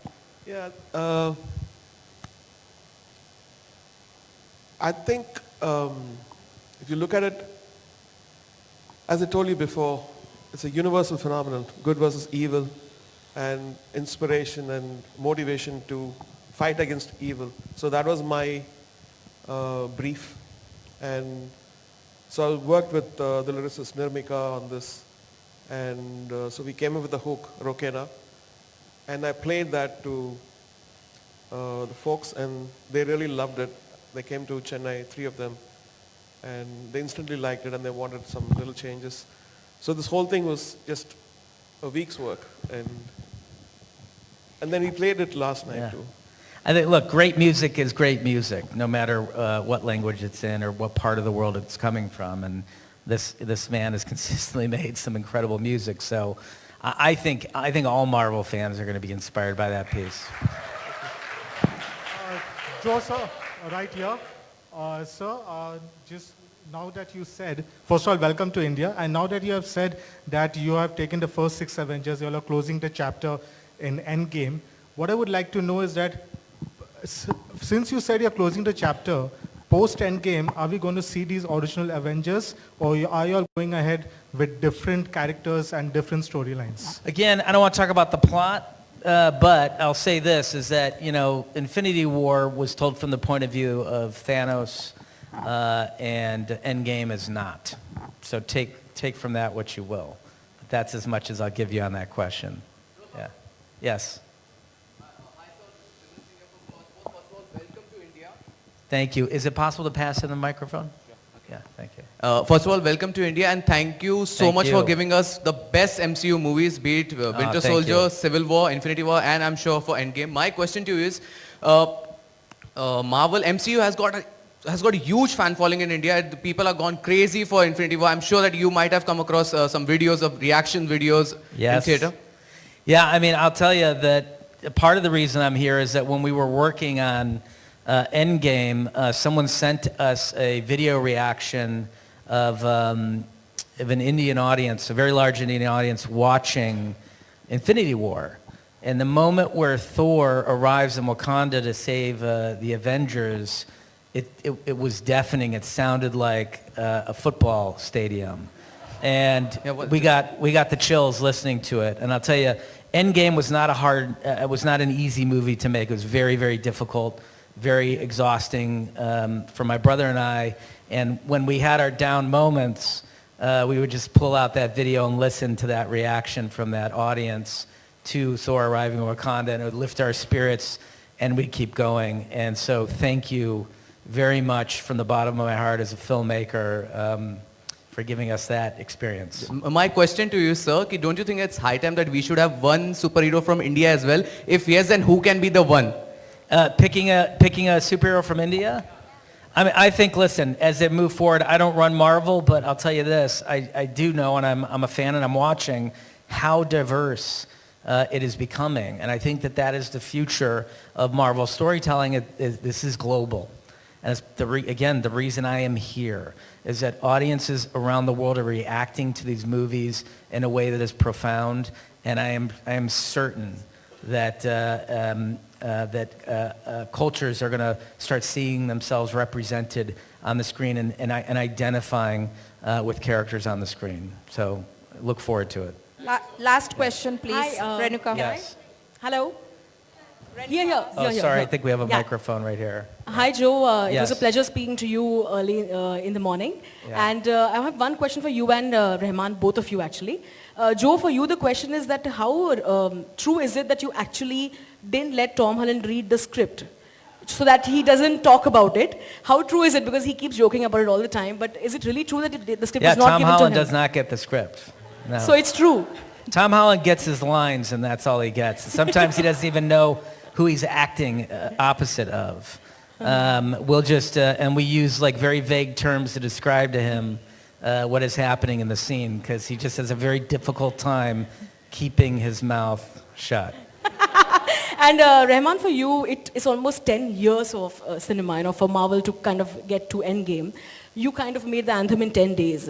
So how difficult is it to kind of sum up 10 years of cinema into one song in 10 days? Well, I think my son is a bigger fan of Marvel than me. So I would go reflect, I'll just play to him. What do you think? It's good, Daddy. I said, okay.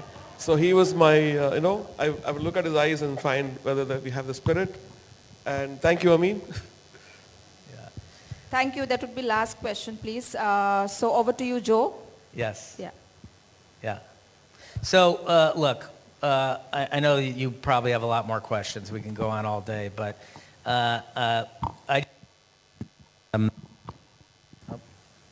thank everyone for attending from the bottom of my heart. I'm really proud to be here, and it's a very rare event for a filmmaker to reach audiences around the world with their stories. And it's profound for my brother and I to have such global stories to tell and to be welcome in the way that we've been welcomed. So I really, really want to do one more round of applause for A.R. Rahman for the incredible piece he made for us. It's going to be online everywhere. We're going to post it on our social media. I'm going to forward it on to Robert Downey and ask him to post it as well. And we want people all over the world listening to the song. So thank you all again, okay?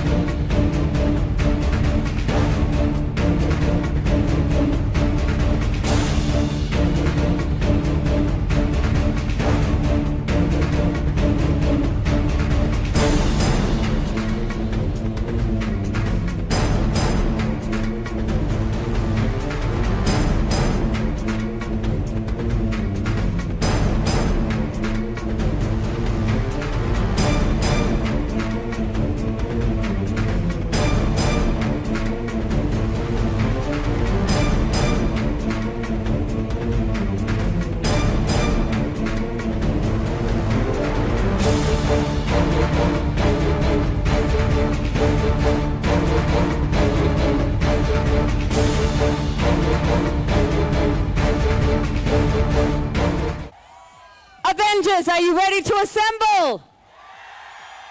Wow, look at you all. Have you been lining up for hours? Are you excited? Are you ready to do whatever it takes? That's what we like to hear. I can't hear you guys. Are you ready to do whatever it takes? All right, well, we promised to have a super fun night. Are you ready for that? All right, now there are a few more days before we can save the universe. But before that, let's have some fun. So now that we've survived the Thanos snap, we have only one question. Are you ready for it? How dare they do that to Spider-Man? I mean, he was so young.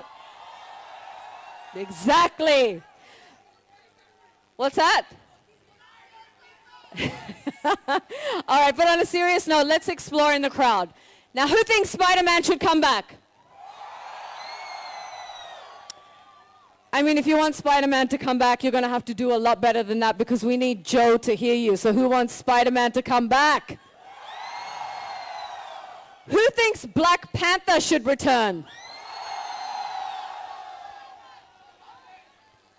Who?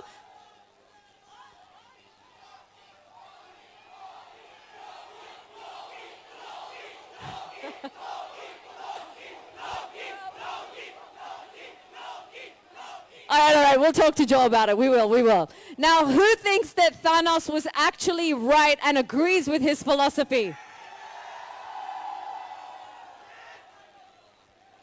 It is so amazing to see such hardcore Avenger fans in the audience. Wow. Now, you all know we have a special guest tonight, right? Anyone know who it is? Yes, Joe Russo. And for those of you who've been living under a rock, and I can guarantee you that nobody here has been living under a rock as far as the Avengers are concerned. But let me just tell you a little bit about Joe Russo. He is one half of the duo of Anthony and Joe Russo. And they've directed some kick-ass Marvel movies, and I want you to scream when I mention the ones that you love. Are you ready? Captain America, Winter Soldier. I feel like I'm at the Oscars. Okay. Captain America, Civil War. The Avengers, Infinity War. I'm sure I could just go on and you'll just keep screaming, right? Yes, that's what I thought. Any other movies that I didn't mention? Yes, all of those. Yes, okay. And of course, there's another movie around the corner. You guys might have heard about it. It's coming out in a few days. On three, 1, 2, 3. 1, 2, 3. Endgame, that's right. All right, now today we're getting one half of the duo, Joe Russo. So when he comes on stage, we're going to give him that love that we've reserved for both of them. Unfortunately, Anthony can't be here with us today. So Avengers, are you ready? So, you know, normally when we welcome people out on stage, we clap or we cheer, but I mean, we're going to do things a little bit differently here today. Okay? Are you ready? So we're going to do it a little differently. We're going to count down with snaps. Right? Now, I can't clap because I've got too many snaps. Sorry, I've got too many things in my hand. So what we're going to do is when I count 10, you're going to snap and you're going to say whatever it takes. Then you're going to, hold on. Then you're going to go 9, snap, whatever it takes. Make sense? All right. Are you ready? 10, 9, 8, 7, 6, 5, 4, 3, 2, 1. Yes, well done. I thought we were going to have to go. Sorry? Okay.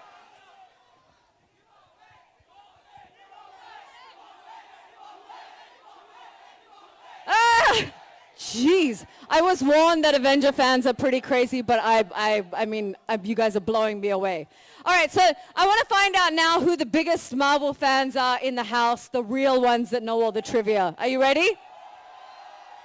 So I'm going to ask you a bunch of questions, and you might win some prizes if you get them right. But more importantly, you're going to prove to us that you are a true Marvel super fan. And I mean, in a room full of fans, that's a pretty big deal. Ready? All right, first one. What connects Carter's Blue and Avengers? Carter's Blue is that popular restaurant shawarmas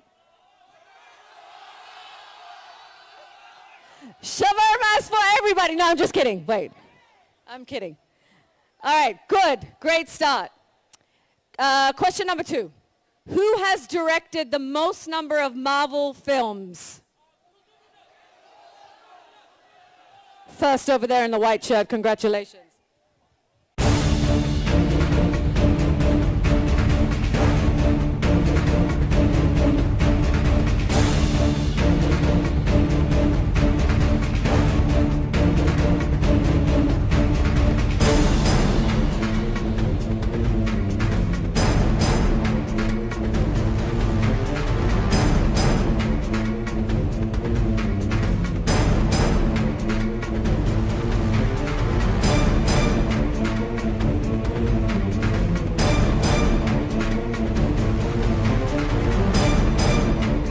My favorite character. Anyone else's favorite character? Iron fans. So yeah, this is my favorite character, the first superhero in the MCU, and it just connects with me really. That's it. Great, and you look fantastic. Nicely done. Who else have we got? Oh, hi there, Spider-Man. You can't talk, can you? You can? Woo! All right. So can you just give me like a dialogue or strike a pose for the cameras? Which one do you want to do? I can do a pose. You want to do a pose? Go for it. Hey, that's pretty cool. Come on, give them a big round of applause. That's pretty amazing. Let me head down here. Anyone here know a dialogue from by their character? No? Do you? Yeah. You know I can move things with my mind, right? You can try one, yeah? I'm sorry, Earth is closed today. You guys are awesome. Let's give them a big round of applause. We've got more cosplayers coming out. Well done, guys. You want Thor? You want to say a dialogue? Bring me Thanos! Lovely. All right, anyone else got a dialogue? You have a dialogue? Yeah? Where's Gamora? Say it again, they missed it. 1, 2, 3. Where's Gamora? Woo! All right, let's give him a big round of applause.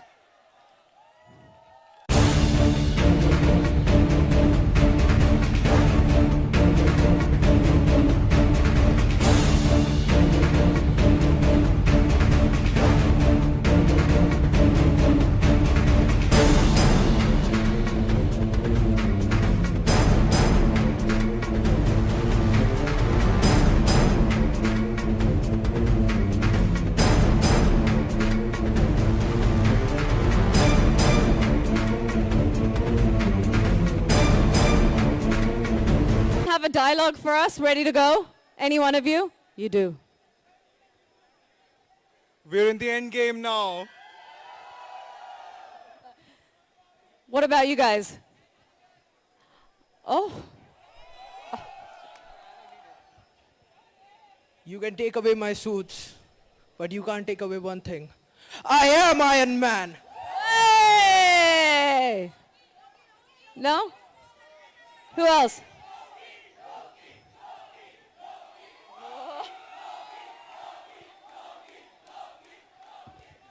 Kneel before me, you filthy creatures! I am a god! I am your ruler!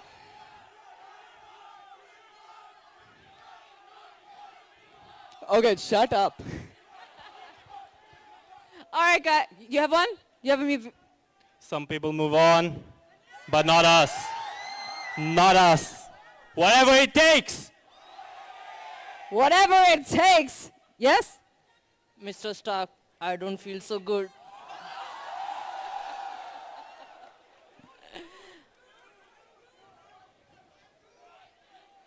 I am Groot. I am Groot. All right, guys, let's give them a big round of applause. You have one? You good? All right. Thank you so much. Let's welcome on stage our next round of cosplayers.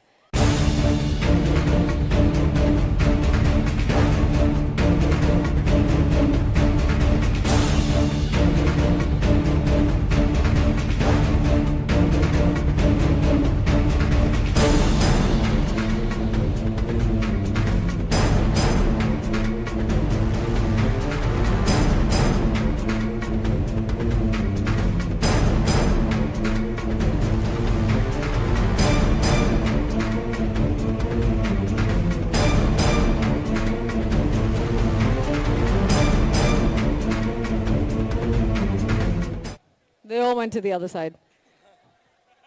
Any movie dialogues? What's up, Danger? What's up, Danger? Let's do it together. Ready? 1, 2, 3. What's up, Danger? Nice. How about you over here? We are Venom. You guys are real cool. Thank you so much. You did great. Thank you. Let's give all of our cosplayers a big round of applause. Do we have more? We have more. All right, come on down.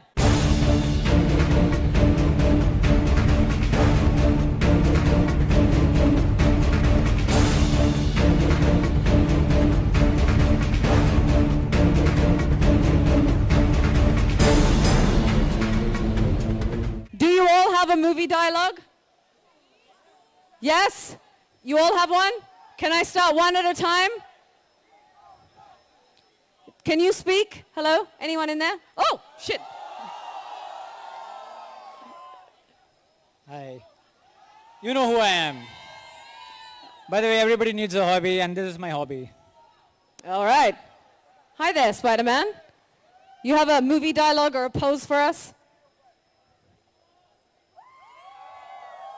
This is pretty sick. Come on, let's give him a big round of applause. That is cool. Movie dialogue? You have a movie dialogue. If you're gonna fight a war, you're gonna wear a uniform.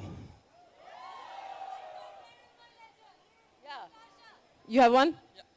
Bring me Thanos! Remember, Ibombe! Ibombe!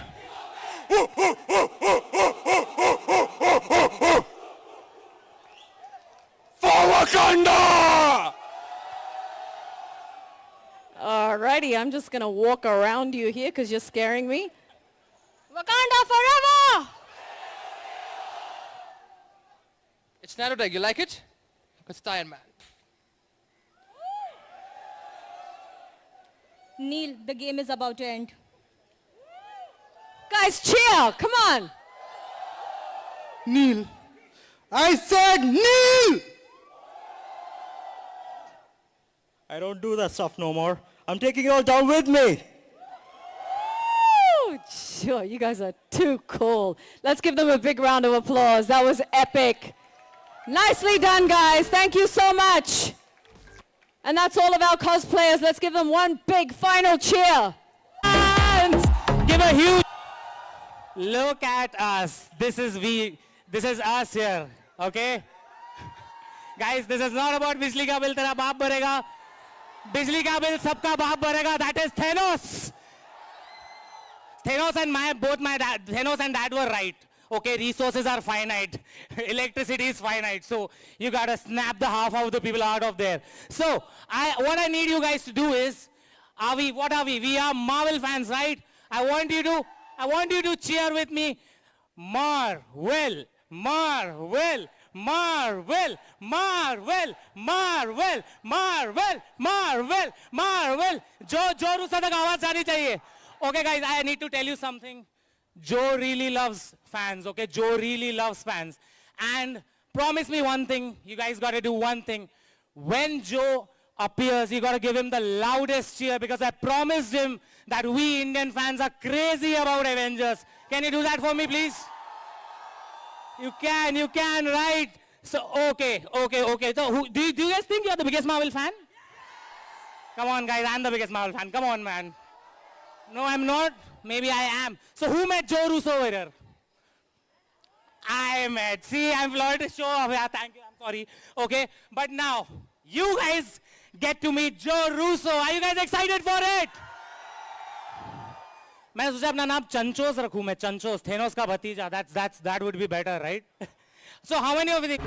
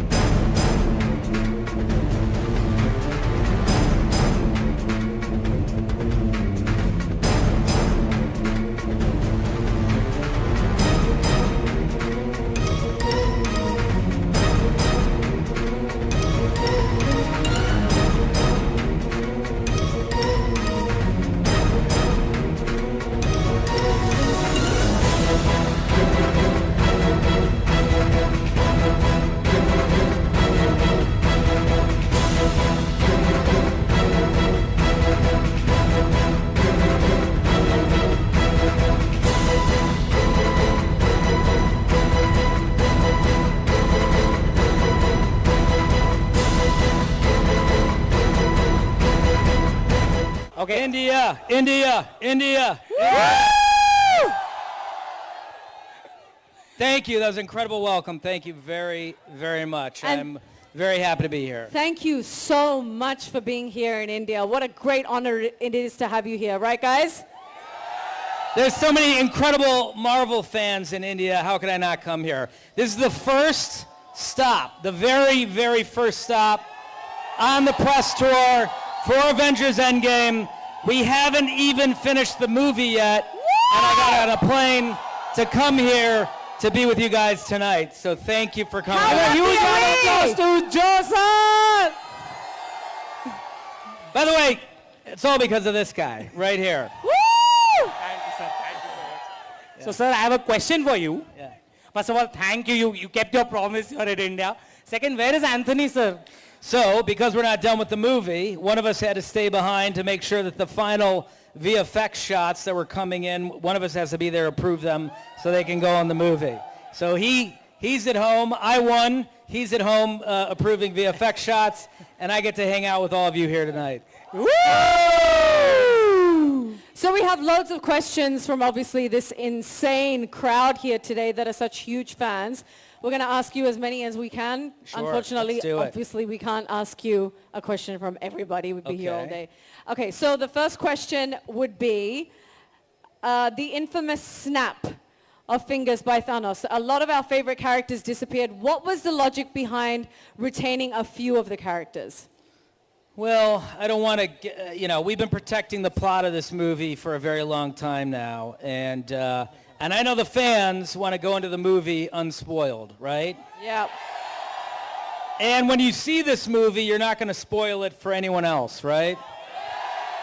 Because Thanos demands your silence, right? We're not going to talk about why, but I will say this, that my brother and I have poured our heart and soul into Avengers Endgame. This is it's gonna bring to a big conclusion the last 11 years of movies, 11 franchises. Did some of your favorites make it to the list? Yes, I mean, we've been working with Captain America for 7 years now. There's a reason he didn't get snapped out. Dropping glues. Yes. All right. And a lot of people are still mad about Spider-Man and Doctor Strange.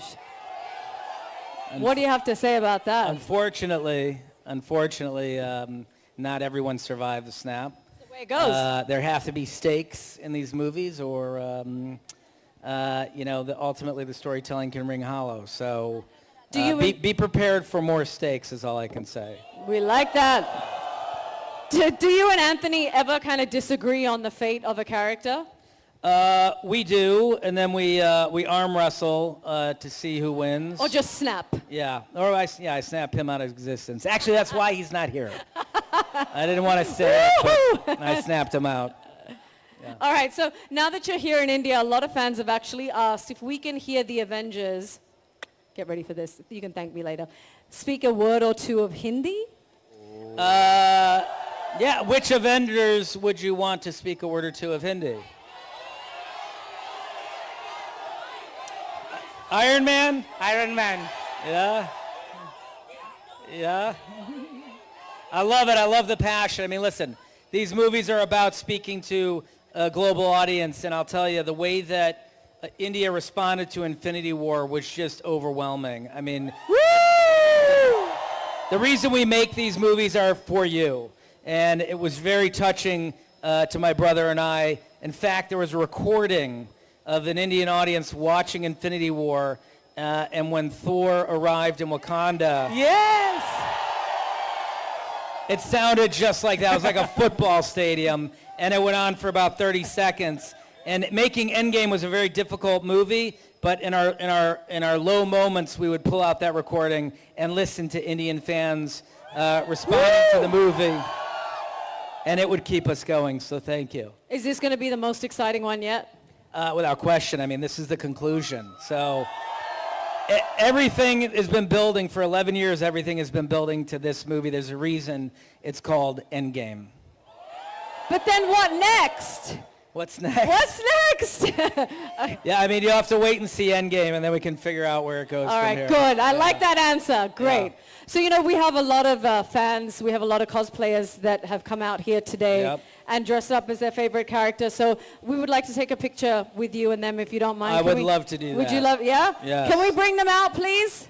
Let's get our cosplayers out on stage. Yes. I promised a fan that I would get his Yes, of course. Cosplayers on stage, please. I didn't get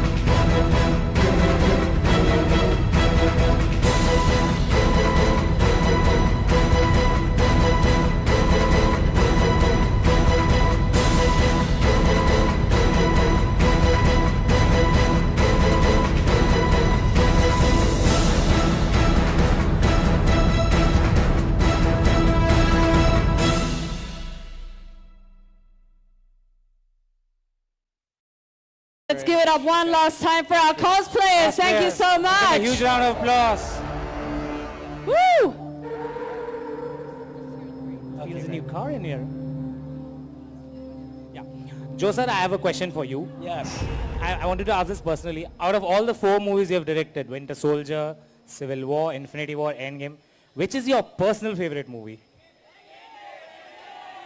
Answer carefully, Joe. Answer carefully. What's your favorite?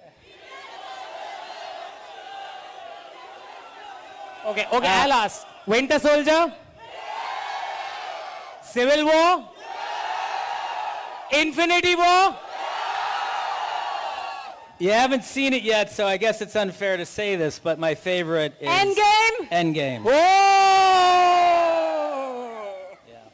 How exciting is that? Let's give it up for Ashish. Let's give him a big round of applause. Thank you so much for being here today. A true diehard Marvel fan, as much as you guys here today, right?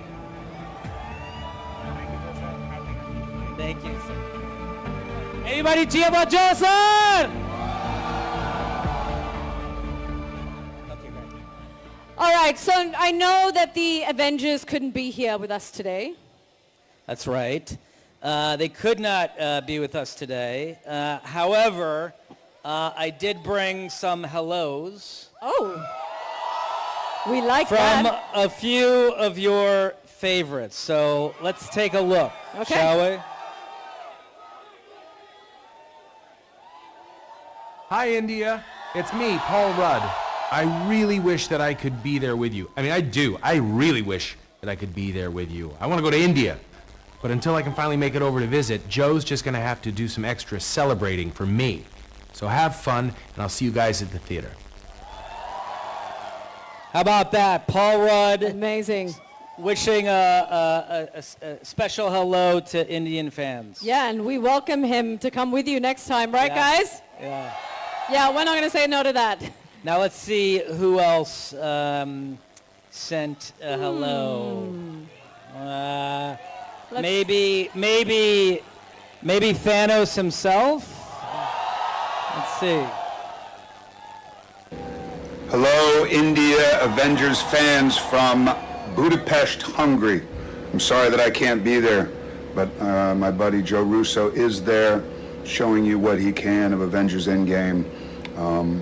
But I love you guys. I've been to India. We spent 10 days traveling through Mumbai on motorcycle with Shantaram, and I can't wait to come and see you guys again. But I'm sorry I can't be there for now. India, India, India, India, India, India, India. How badass does he sound even in a video like that? Now, Awesome. The last hello is from a gentleman who I think was here fairly recently, shooting a movie that my brother and I produced. He was here about 2 or 3 months ago. Any guesses? Yeah. His co-star Rudy is actually over here in the jacket. And let's see who said the last hello to you. What's up, everybody in the beautiful country of India? The countdown has begun. Avengers Endgame is in cinemas very, very soon, and our director Joe Russo is coming to your wonderful country. Now, I've shot there myself. I've told him it's one of the best places on the planet, so he's looking forward to a good time. Sorry I couldn't be there myself, but you guys make sure you take care of him. And he considers himself someone who can handle a bit of spicy food, so I've told him to try some of that Rogan Josh, the butter chicken, tandoori chicken, but spice it up for him. See if he can handle the heat. Lots of love, guys. Enjoy the film, and I hope to see you soon. Very cool. How amazing is that? Thank you for hooking that up, Joe. Isn't that so great? How lucky are we to not only see this movie first, but to have Joe here, to have amazing videos sent. That would be your cue to cheer. All right. Now, Joe, I don't know if we've made it clear enough that obviously we love the Avengers. We love the Marvel Universe. So we now have a little something for you, since you've given us so much already. It's nothing too big, something you can maybe just kind of slip in your pocket and take home. Okay. So they've loved the Avengers so much that they've created their own version of the logo. It's a special surprise for you from the fan community after Marvel India held social media contests, and these are the best of the best and the biggest and the most dedicated fans. Are you ready to take a look at our little gratitude for the Avengers from Indian Marvel fans? I am absolutely ready and very excited. Let's Lovely. take a Will look. you walk down here with me? Okay. All right. I mean, that's pretty awesome. Isn't that amazing? Come on. Would you just slip that in your pocket and take it home? Let's go take a look at it. Yeah? Yeah. This is incredible. Thank you for everybody Wow. who participated in the contest. This is so This artwork cool. is gorgeous. Look at this one. What do you guys think? They did an amazing job, didn't they? And that was a pretty good light show. This is incredible. Is it Yeah. not incredible? Yep. Wow. Yep. Guys, isn't this not amazing? And to all of our fabulous artists who created this, I mean, let's give them, first of all, a big round of applause. I said a big round of applause.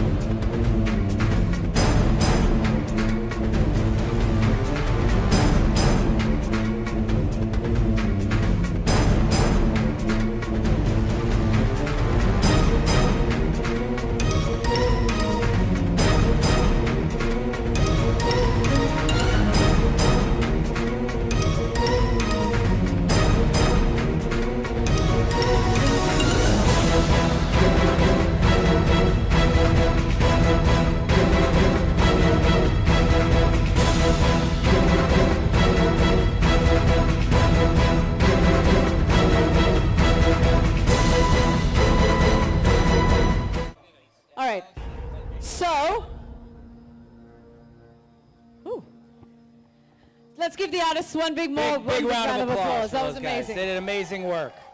Thank you. So I believe that you have a surprise for us. I do. There is an amazing composer. He's an Indian composer. And he's a genius, and his name is A.R. Rahman. And he has created a spectacular anthem for all Indian Marvel fans. I don't know if you've seen it online yet, but we have it for you here. Yes, we do, and we're going to play it for you. But before that, should we bring him out? Let's bring him out. Let's bring him out. Let's give it up for A.R. Rahman! Talia!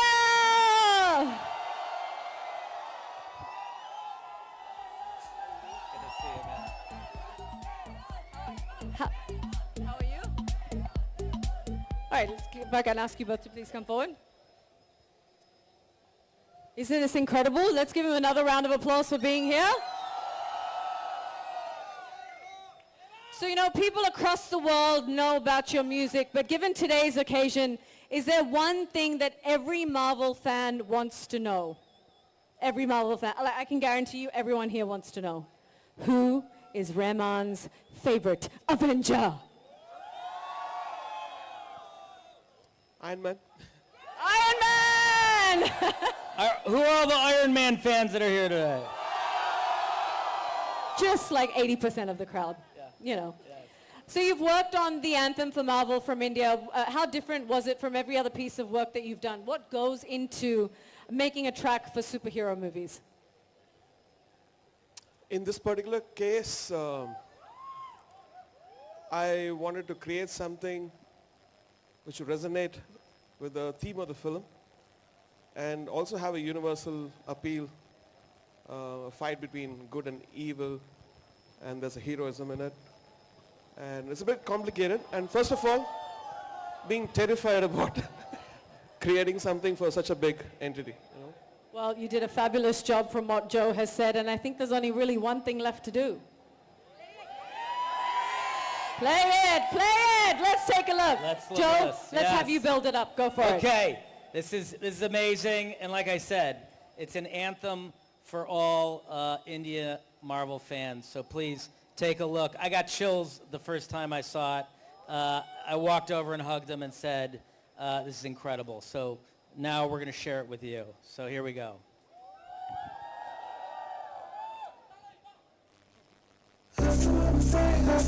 Mic drop on that. Wasn't that sick? Thank you so much. Wow, that was incredible. I mean, do you guys have goosebumps? I can't even imagine how you must have felt the first time hearing this. I still get the chills every time I watch it, so thank you very much. Thank you. Such a great Aren't we so proud of one of our own? Aren't we so proud? Represent! Woo! All right, so now I'm going to ask A.R. Rahman and Joe Russo to head down there where they see Avengers on the carpet, and we're going to take a photo of these two incredible men and all of you together. All right? I mean, I thought you were going to sing it. That's a hit song. It's a hit song already. Should we sing it? Go. Yeah.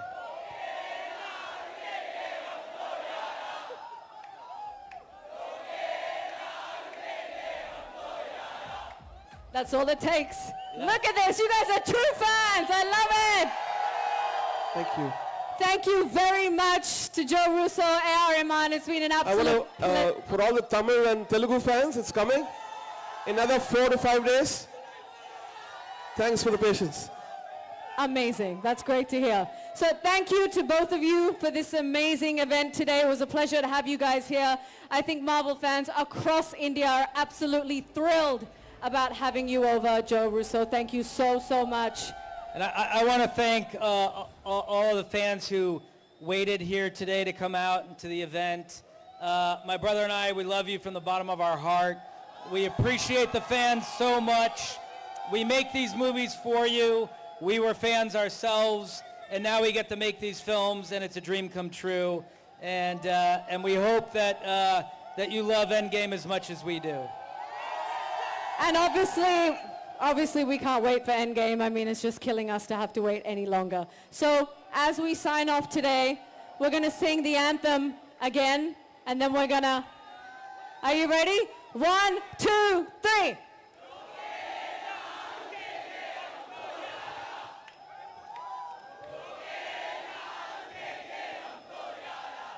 Woo! 10, 9, 8, 7,